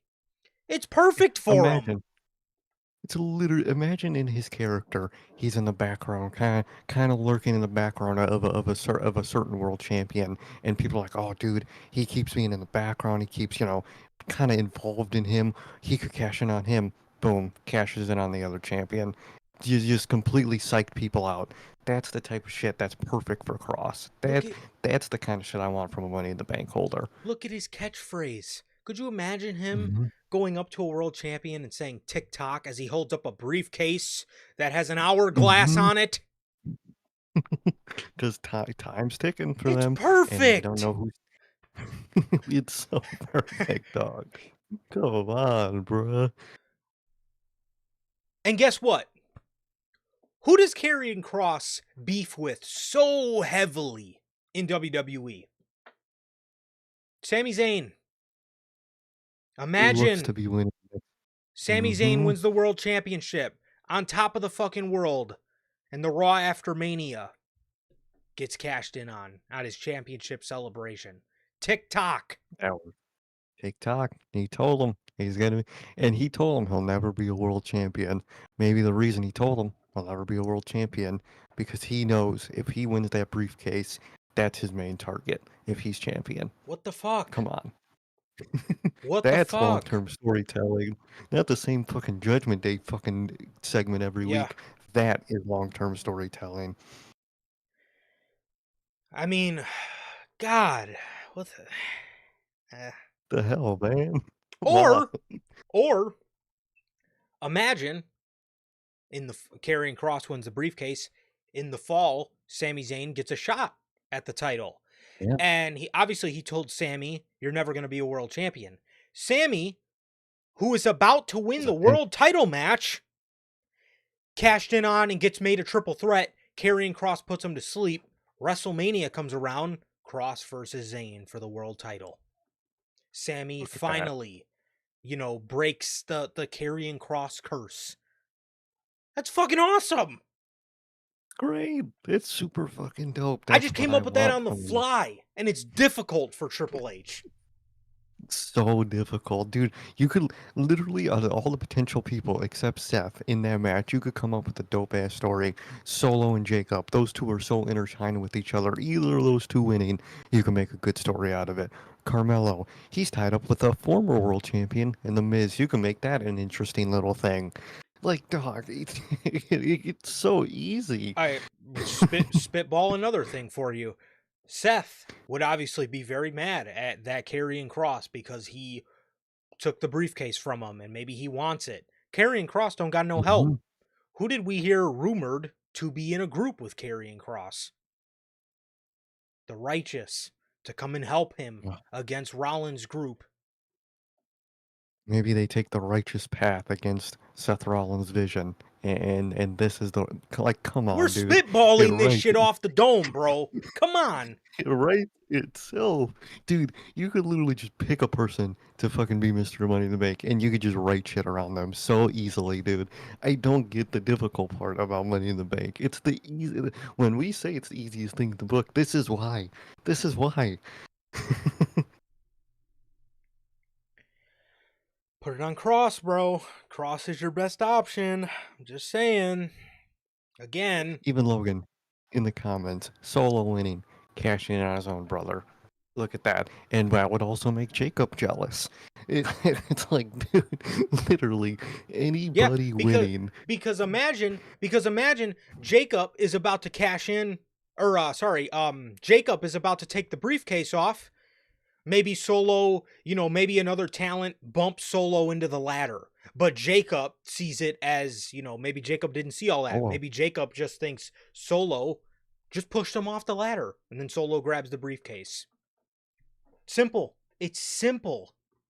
It's simple stuff, man. It is. I it's mean, so I, simple. I, I don't fucking know, I don't dude. get it. I don't get what's difficult. I don't. I really do. We just spitballed all this in the last like 15 minutes. I mean, come on. What Yeah. yeah, You can't sit in a writing room for a day and write this down like and fucking just come up with your story. what do I y'all be don't get it. talking about? How hard Money in the You Bank is? I mean, what Oh, this is so difficult. I mean, if we have Solo, win it, what would he do with it, Doc, his brother, we is gotta world champion. we gotta have Rollins because we know what he will do. He wants power and control. Is that not what Yeah, everybody it's that. wants in the company all at once? What about Cross? Okay. Oh no, it's too much of a risk. Too much of a risk. Oh, man. He's tied up with Sami Zayn, in TV, and that's, who the most projected person to win next year's Royal Rumble is, man. What could we possibly do? It's like, what? I don't get it. I don't get it. Karrion Cross, dude. That again, that you could in maybe in the fall have Rollins get a hold of the world championship, defend it against Zayn. Karrion Cross interjects, makes it a triple threat, steals the victory by putting Sami Zayn in the sleeper hold. Sami wins the Rumble. Karrion Cross is still the world heavyweight champion. And again, boom, right there. This is all goes back to the segment this past week where Cross told Zayn, "You will never be a world champion." Well, now look at that. Mm. WrestleMania, Zayn versus Cross, World Heavyweight Championship. That's fucking perfect. It writes itself, dude. It literally writes itself. And see how easy it was. See how my original idea was Owens and Zayn. See how easy the pivot was. Oh yeah. Oh man. KO's out. That really does suck. Who could we put in that position? I don't know. The guy we've been having interact with Sami Zayn for like months. No clue. It- no, no idea.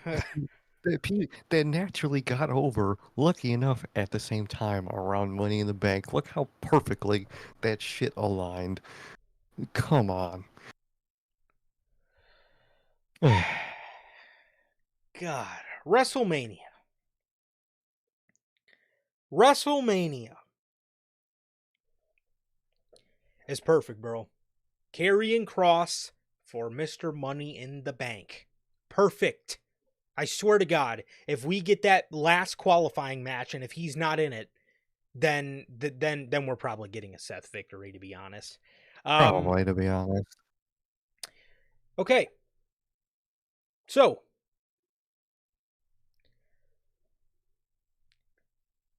according to WrestleVotes, the dates for WrestleMania 42 in Las Vegas, Nevada next year are not believed to be 100% locked in. Allegiant Stadium is locked into a pretty big act for all the weekends WWE is looking at with concerts and other conventional events. And they are locked in with pretty big acts, unwilling to move dates for WWE. No way. Is that We what have you a were fucking banking on? You, you hold on. You are wait. So you looked at hold on. You looked at WrestleMania 42 in Las Vegas and were banking on other things to move? that- What the Yeah, you guys made money, and Vegas made money, but like they're also gonna make money from these said concerts and stuff that's gonna be happening those weekends. You like what? What? Do you guys think you're just gonna be? You guys think you're the favorite child? You're just gonna step in to the siblings weekend and change plans? No, that's not how business works. You guys are supposed to be the smart business company, and you moved a literal whole weekend for not a guaranteed date? What? Are you dumb?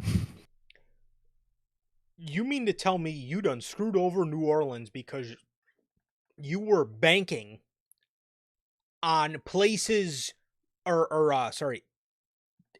were banking on events moving? No, Bro, you gotta that's like what the fuck? I'm planning a wedding, man, and I had this wedding and I had this venue booked. I canceled on them because I like this other place better, but they're all booked up for the weekend, man, and they won't cancel the other person's plans for me. What the It's not how what, that what works. did you think? What did you think was gonna happen, dude? Are you stupid? Why would you, dude? Way to piss off New Orleans for no reason, for literally no reason, for no plans that you have set in stone. How dumb are you? Okay, well, to piss in the cornflakes a little bit more. According to Fightful, WrestleMania is rumored to be taking place in Las Vegas, Nevada more often. Many within the company are of the belief that this is a negotiation tactic to encourage more cities to bid on hosting the event. Meltzer added a little bit to this report, saying that beyond WrestleMania 42, WWE are planning more WrestleManias in Las Vegas. That's a great way to get other people to bid. You just cancel on the place that was already set in stone for Vegas. Why would that make other cities want your show and want to pay more for your show? You just canceled on them. Would that not make you more wary to work with them? Like what? Yeah, I'm gonna hire this person, man. They're always calling off, man. But I'm gonna hire this person. What? You cannot make it any more obvious that you want TKO wants WWE to be like UFC so fucking bad. Like, dude, it's not like that, dude. There were It's not gonna work.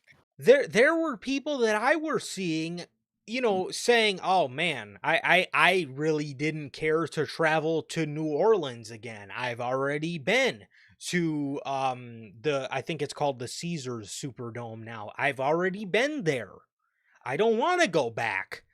Could you imagine people that like to annually fly in for WrestleMania because it's somewhere different every year? How burnt out are you going to get people of the Vegas market to the point where people say, well, I don't have to go to Mania this year. I'll just go next year because it's going to be in fucking Las Vegas again. Or, as opposed to Mania 41, where people were probably like, "Oh man, Mania's in Vegas. This is going to be so cool." When's the next time they're going to go to Las Vegas? Well, they're going to go to Las Vegas, 2 years. They're going to go to Las Vegas next year. That is going to lower the urgency of the market, and it is going to lower the urgency of people that are just going to say, "Hey, we need to pick up and go to Mania this year. When's the next time it's going to be in Vegas?" If it's in Vegas all the time, again, you are going to burn that market out, and you are using a tactic that works with UFC and UFC only, because UFC events are filled with fucking celebrities. Wrestling actually has fans that attend the show, or that at least like to attend the show if they can fucking afford it. Come on, dude. I don't get it, man. I don't get what they think they're doing with this, and it's not. It's already not working, but at least morale wise. Yeah. So again, we always say, once your guys' momentum goes down, good luck, man. Good luck, because you're doing all this dumb shit, and it's blowing up in your face already. Yeah. According to Fightful, London potentially hosting a WrestleMania is all a matter of site fees and how much they are willing to pay for WrestleMania. AEW pays the city and venues for All In and Forbidden Door, while WWE gets paid as they are seeking out a hefty site fee to bring the show to London.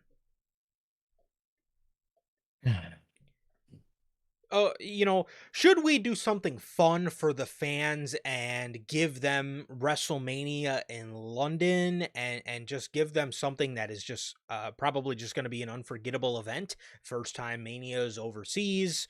Or they're not willing to pay our site fee, so should we just go back to the same fucking venue over and over and over again with Allegiant Stadium? Let's dry out our market, because we'll make a little more money if we go back to the same place. But if we really make WrestleMania a spectacle, which will probably make it more money in the next year because this one was a spectacle, we'll just go to we'll just go to the same place. We'll make a little more money in that moment. Like, for business people, aren't you thinking about the long-term benefits of finances, not No. the short-term instant money? Is that not the whole point of business? Like, you guys are supposed to be the smart business company, and you guys are really not doing that.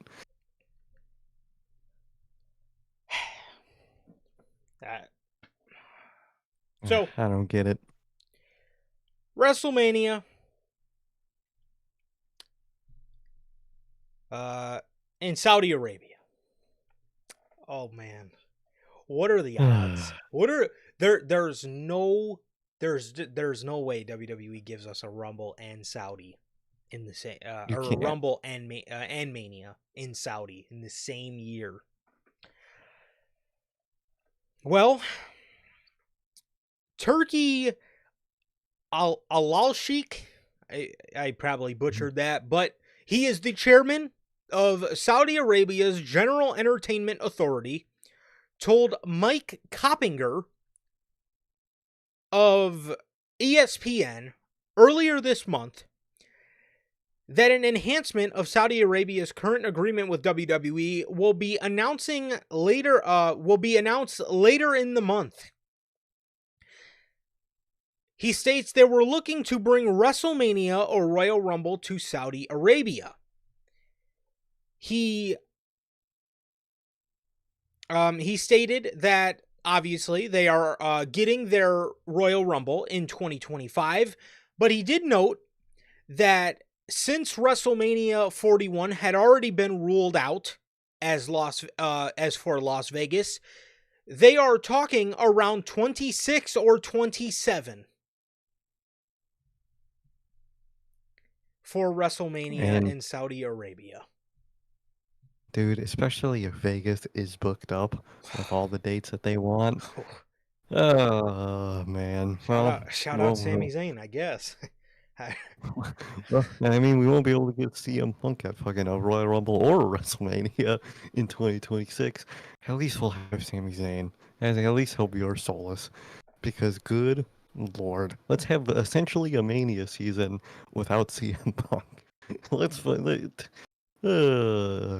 good lord, and I really wouldn't be shocked if this happens at this point and again, and I am especially. sure Saudi Mm-hmm. will be willing to pay whatever site fee they need. Oh yeah, they will fort the bag for Yeah. this, and TKO. That's all they want. That's all they think about.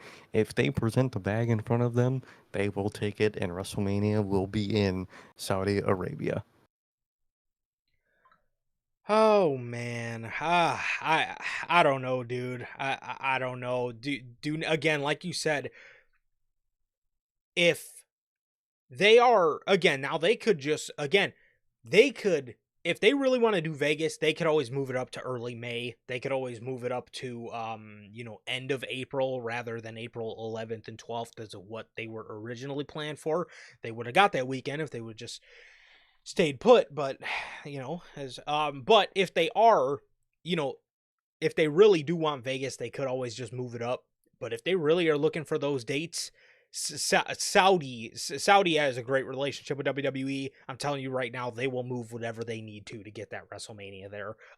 Which again, man, 2026. That's God, what a year that's looking to be. WrestleMania and Royal Rumble in Saudi, Mania or Money in the Bank after SummerSlam. What the fuck, man? Um, It it might be a rough WWE next year, man. it It, very well it could be. might be. Yeah, it very very well could be, man. But yeah, that's the news on all the WrestleMania festivities and everything happening around Mania 42. Next,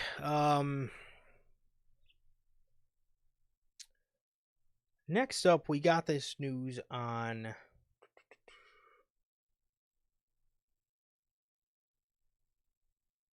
We got this. We actually have some injury news next. Actually, starting off, we have a injury update on Asuka as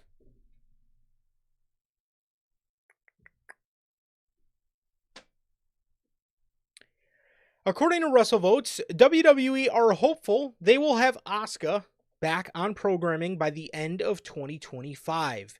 Creative ideas for her eventual return were discussed in recent months, but it was not imminent.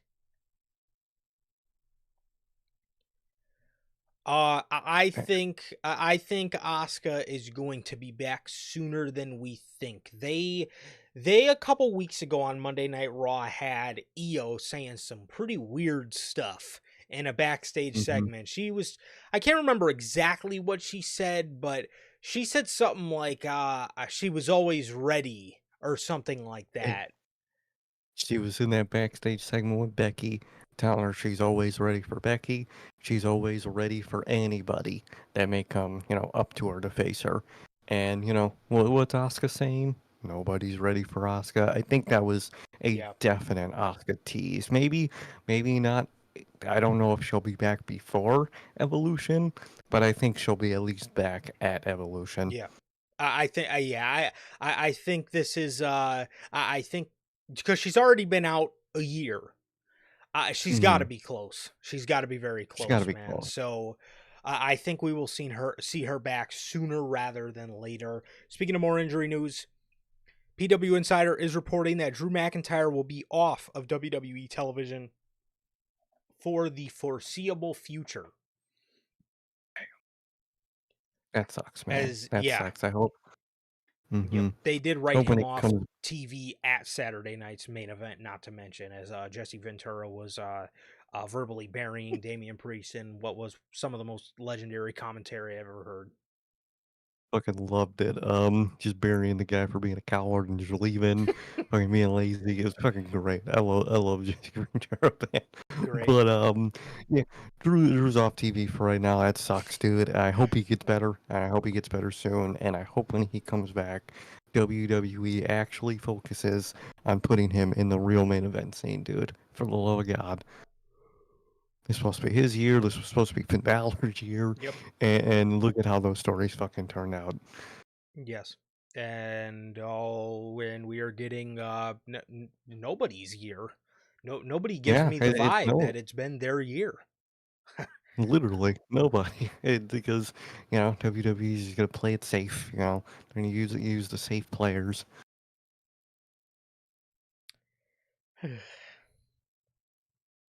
So, we got some news on NXT related stuff as according to Corey Brennan of Fightful, WWE NXT crowds at the Performance Center have been asked not to swear at events. Those who continued swearing were warned with possible removal from TV tapings. The price gouging wasn't enough to weed out our fans. Let's limit what they're gonna say and the crowd.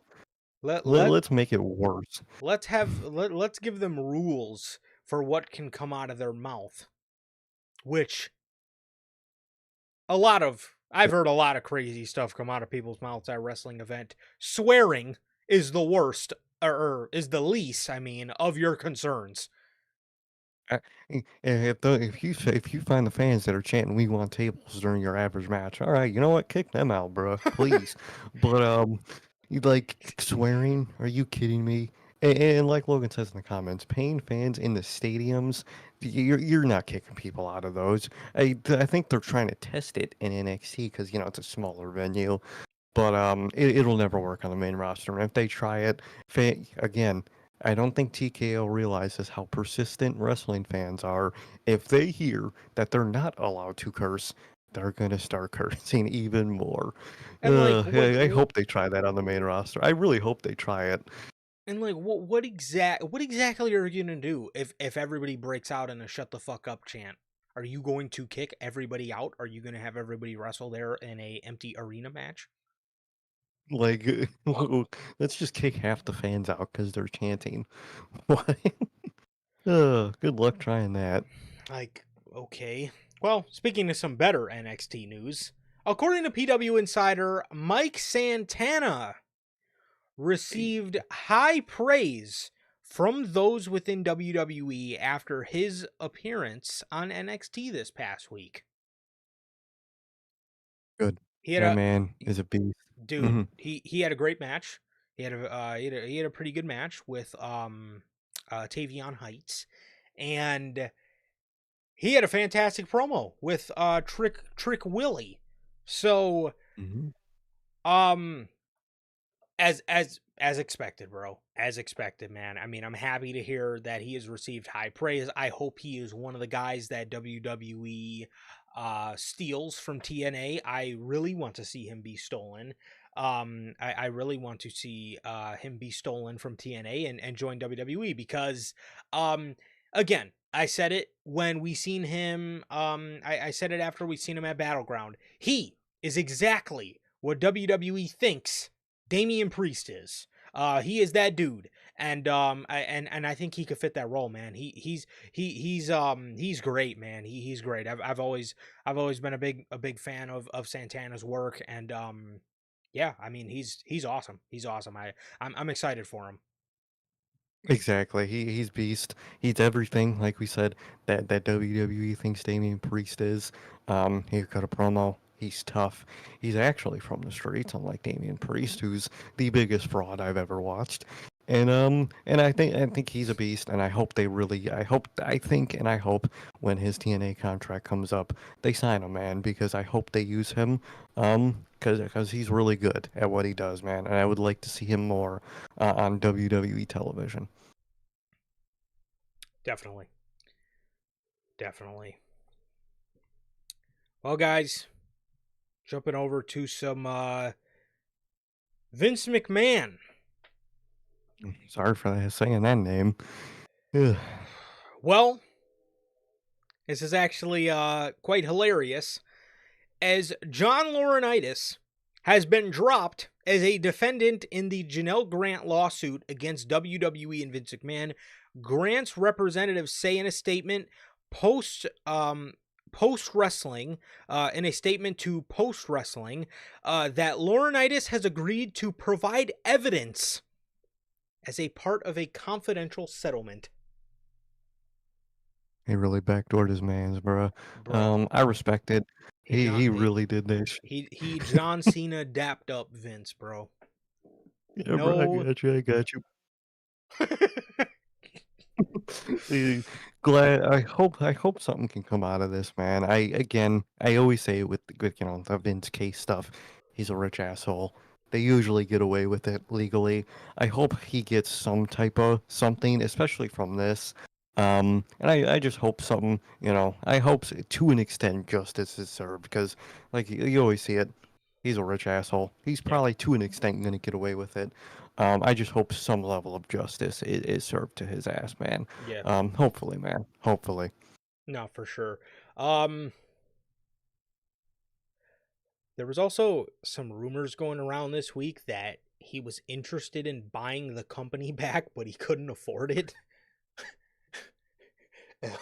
L-O- Yeah, fuck it. LOL. I mean, yeah, if I'm being honest, bro, you got bigger things to pay for right now. You got all these court fees, lawyer fees. I would think you got to be busy paying that shit instead of buying WWE back. Yeah. What? Do you do you- does anybody think TKO would even ever let that happen? No, no, that will never happen. He can. I hate to break it to the people that some people, I guess, want his ass back now. He can never, even if he wanted to, get that company back. It's out of his hands forever. Thankfully. Quite literally, man, the only thing I will say about Vince is the one thing I did like better from his administration, and this is obviously not saying that I want him back, because it was I don't fucking know. awful under him. And the deeper and deeper we get with TKO, the one thing I like about Vince is his big five. He knew where to put them. Yeah. Minus Mhm. minus SummerSlam. I've always liked the addition He to was ass. SummerSlam at the end of July, early August rather than late August. That's the only one. But this whole Oh Mania yeah. at the end of April bullshit and now Money in the Bank at the end of August, that is ass. Oh, it's so ass, dude. I hope they fix that. And, obviously SummerSlam I think better is nowadays, especially just in general. Vince McMahon SummerSlams are always the lamest thing every year. The biggest party of the summer, the second biggest pay-per-view of the year. It was literally like the weakest of the big four every year. So I'm definitely glad that SummerSlam does feel better nowadays. 100%. 100%. So he has started, Vince, according to Brandon Thurston, Vince McMahon has launched a new company called 14th and I. The company will 14 be charge anyway? 14th lawsuit and I. I mean, literally. The company will be pursuing opportunities in sports, media, and entertainment. There is no indication yet that 14th and I is pursuing business related to wrestling. Brad Blum, a former WWE executive, longtime ally of Vince McMahon, is the president of 14th and I, according to Blum's verified LinkedIn profile. How You he's know, able to just start a media company while in a case is wild to me. But go ahead. legit, bro, legit. You know, Vince starting his new company, man. I do wish him the absolute worst. And I hope it fails. So I yeah, hope it fails. 'Cause I'm sure it probably will. I doubt any. The only thing that's ever going to sign to this thing is that Hulk Hogan shit that he's making. What is it called? The Real American freestyle franchise? Yeah, American freestyle wrestling, I think. that shit is probably going to sign to this, and it's going to be an absolute fucking disaster. Yeah. And I can't wait to see it just crash and burn. Yeah, me too. I can't I really can't. Vince, My man, I wish you the worst, and I hope it fails. I hope it. I hope it turns into a complete dumpster fire because that's what you deserve at this juncture. Please retire. Go home. Exactly. Please, be You've in done jail. enough. Something.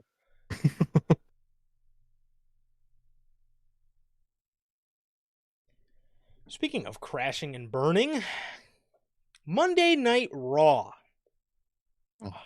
There was a segment this past week on Raw with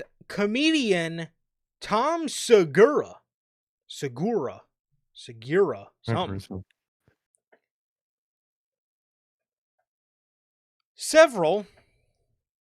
Several within, according to WrestleVote, several within WWE were unhappy with the appearance of comedian Tom Segura on Raw this past Monday.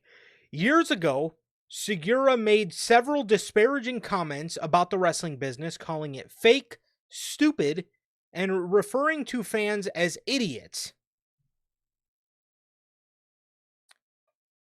So why was he on the show? Like, dude, again, just throw up an ad for their little fucking Netflix thing. Why are they involved in the show? It, that doesn't make me want to watch them more. That makes me want to watch them less. I'm not Like, seeing. what? I'm not seeing Bert Kreischer on Monday Night Raw and saying, "Man, this guy's on Raw, bro. I gotta go watch his special." No, the No, comedians I no. like, I like. I'm not gonna like a comedian because they're on fucking Raw.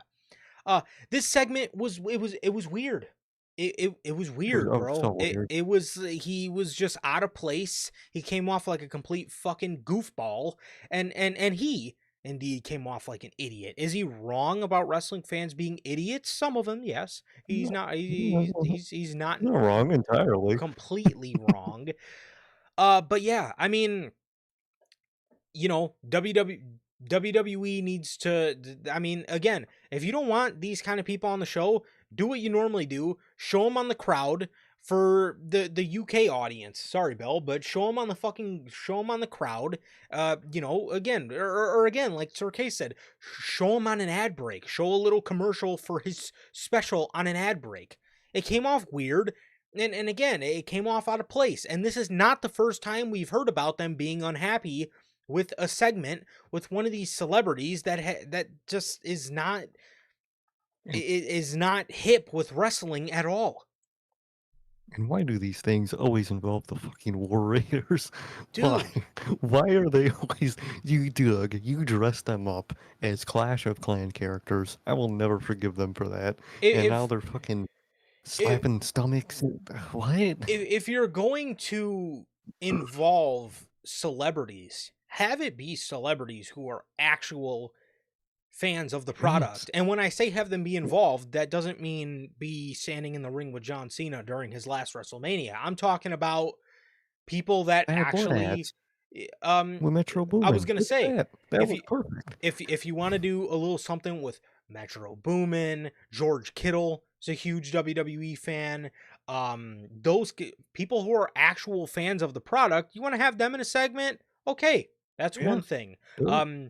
You know, I would even be fine with a Travis Scott if it was a tiny little segment here or there because he's a legit fan of the product.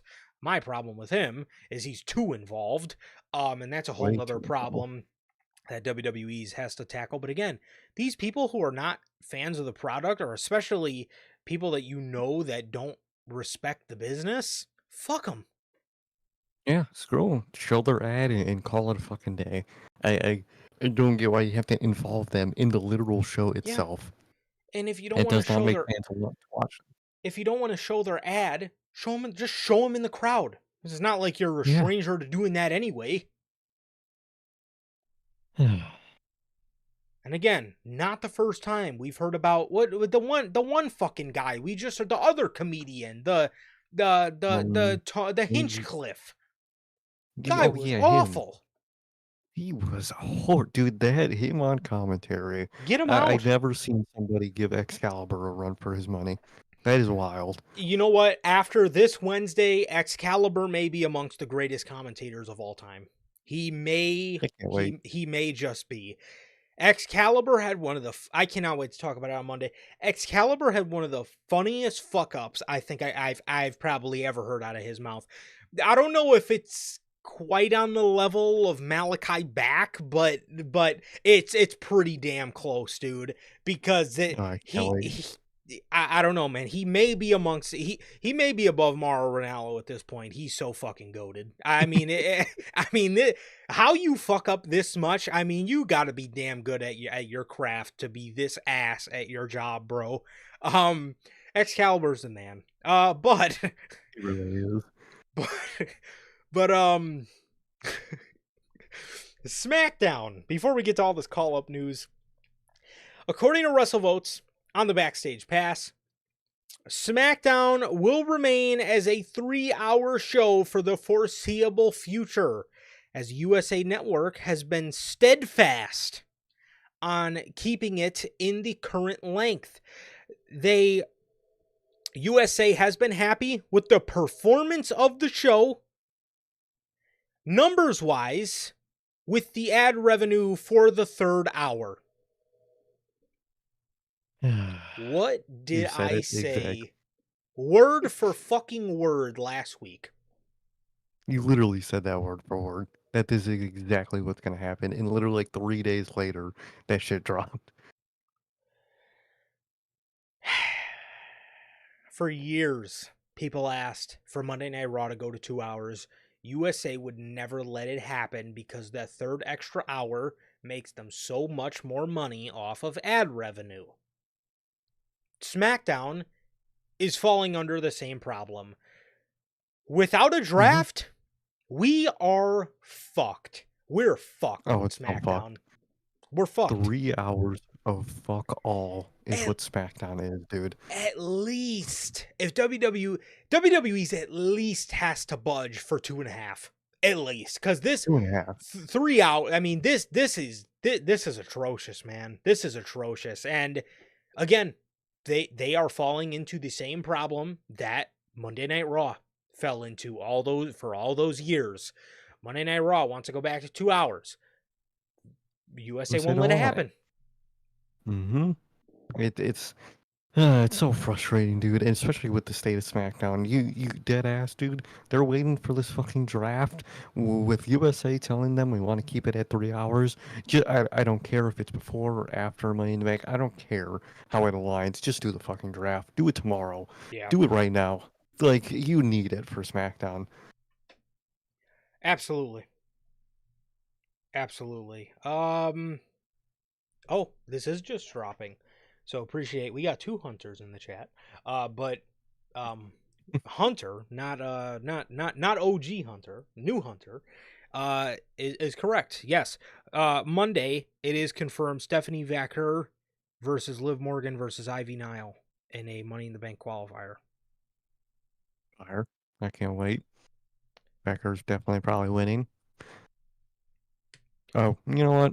Either what's going to happen, I'm telling you right now, either Roxanne's going to fuck over Liv accidentally in the qualifier match, or Liv's going to make it to Money in the Bank, and Roxanne's accidentally going to fuck over Liv. Oh, they'll be in the same match. Yeah. They'll be in the same match, yep. So, it's actually probably going to be Liv, and there's going to be shenanigans.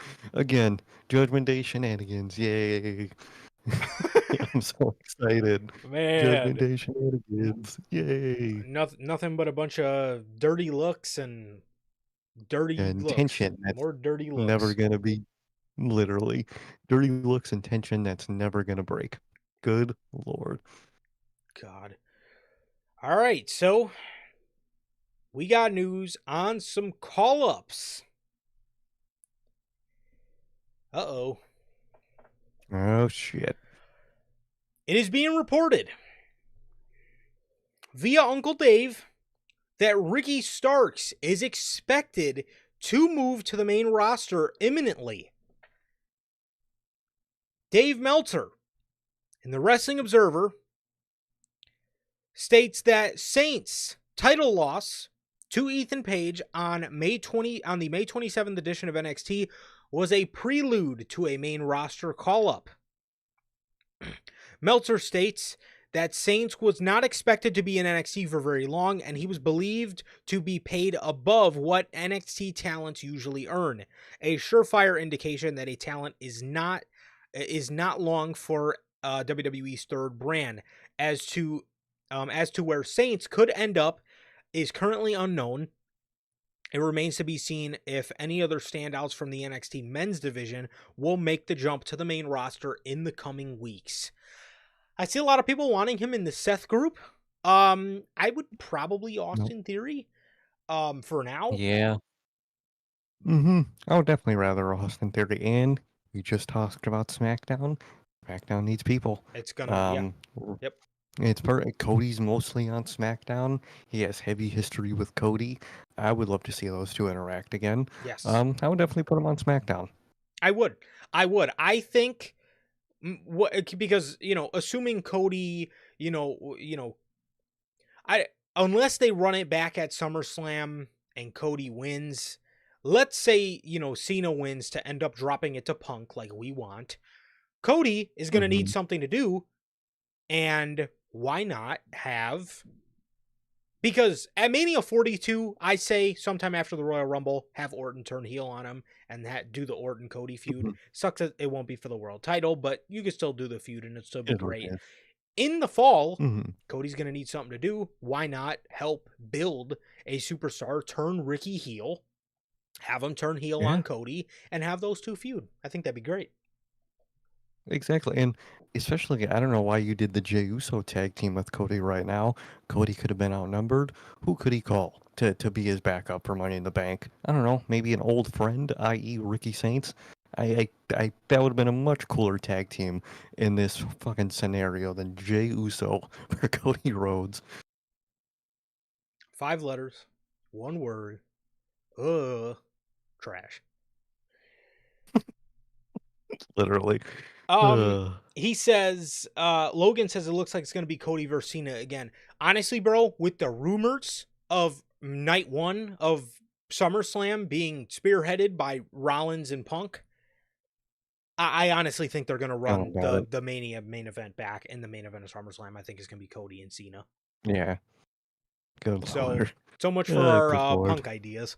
Because with the rumors of Punk going all the way to War Games with Rollins and his group, Punk very well could be the last match for John Cena. And he very well, if Cena, assuming Cena still has the belt, he very well could beat him. Maybe. He could, man. He very well could. So I definitely think that's the plan now. It does really seem like Punk's going to be the final opponent. It looks like he'll, maybe take the title from him, if he still has it by that time. But I do think at this point they are running Cody and Cena back at SummerSlam. Yeah. Fun. Yay. Maybe this time we can right the wrong of WrestleMania. And Travis Scott will not rear his ugly head. God, yeah. I would probably put Ricky on SmackDown, but that is not the end of the call-up news, because we have some news on Jordan Grace and Stephanie Vacher, as Corey Hayes of Bodyslam.net reports that Stephanie Vacher is expected to join the Raw brand, which obviously we just heard. Stephanie is in a qualifier with Liv and Ivy, and she is now a part of the Raw brand, as Jordan Grace is expected to join the SmackDown brand following her 57th loss in NXT in the last month. Jordan and Stephanie going up to the main roster. We do got a bunch of news that goes along with Stephanie, so I'll just single out Jordan here first. How do you feel about Jordan Grace going to SmackDown? Do you think this is the right brand for her? Do you think this is the right move overall? I think it is. I think it is. I like where they move both said people, and I like Jordan Grace to SmackDown. SmackDown can always use more people. I always say that. So I'm very glad. I think it's going to work out, and I'm interested to see the matchup she's going to have. I mean, Tiffany has been killing it in the ring. I would love to see that match eventually, not instantly, but eventually, man. And there's a lot you could do with her on SmackDown. So I like it, man. What about you? I love it. I love it. I wish Chelsea was still the U.S. champion because Mm, Jordan and Chelsea, I think would be awesome. I think that I don't know. I don't know why. I think that would I think they would just have an awesome dynamic, but just um them feuding for the U.S. title. I thought would have been very cool. It looks like we're getting a Zelina and Julia for the U.S. title feud. Hey, you got mid card titles on both of these shows now. You gotta bolster these rosters up a little bit. And I think it's not going to mhm. be long before we're seeing, Jordan Grace versus Julia for the U.S. Women's Championship, or um, maybe a Tiffany versus Jordan for the Women's Championship. I could very well see that being the case. But yeah, I'd like the move to Jordan Grace for SmackDown. As for Monday Night Raw, like I said, they're getting Stephanie Vacker. And according to PW Insider, there have been creative pitches as of late for Vacker to join the Raw roster. The idea would be that Vacker would head to the main roster after Worlds Collide on June 7th. That obviously doesn't look to be the case, as it looks like she's going to be on Raw this week. So it looks like they're Mhm. moving her up. I would assume they put her on Worlds Collide and not Money in the Bank, because I believe she's already scheduled for Worlds Collide. So she's I probably think she not is. she's probably not going to be on Money in the Bank, like I said, with her involvement on that show. They'll probably just throw Liv in there. As some of the creative plans that have been tossed up for Vacker, uh, see Io Sky in her plans sooner rather than later, according to Corey Hayes as well. From Body Slam, he says after the show on Tuesday's NXT, he got a message saying that Vacker is going up to Raw. And PW Insider confirmed it today that Stephanie Vacker is indeed Raw bound. So we're going to have Stephanie Vacker showing up soon, probably on the June 9th episode of Raw from Phoenix after Worlds Collide. Today, before we went on air, I got another message saying that expect Io Sky versus Stephanie Vacker sooner rather than later, as they are going to be running that match back again very soon. Mm. Let's. I mean, they have their all women's pay-per-view. That's what I was gonna Mhm. say. That's what I was gonna say, bro. You have an all women's pay per view. Expect Liv Morgan to be factored into something for SummerSlam because it's in New Jersey. Mhm. They're in the same match. Maybe Stephanie hits her finisher and Liv throws her out of the ring to kind of start a little bit of tension there and steals the victory. Maybe by SummerSlam. I don't know they would put the world title on Stephanie that soon. But maybe. I mean, you never know. I Triple H is no stranger to hot-shotting titles. Um, I was gonna say, if I feel like anyone would be hot-shotted, I think Stephanie would be the most likely person. yeah, So I actually wouldn't doubt that too much. I wouldn't either, especially the way he's been operating lately. First and foremost, let's go back to NXT. They have been rid of Stephanie Vacker, Jordan Grace, Roxanne Perez, and Julia. Holy Oh, shit! What what could that only mean?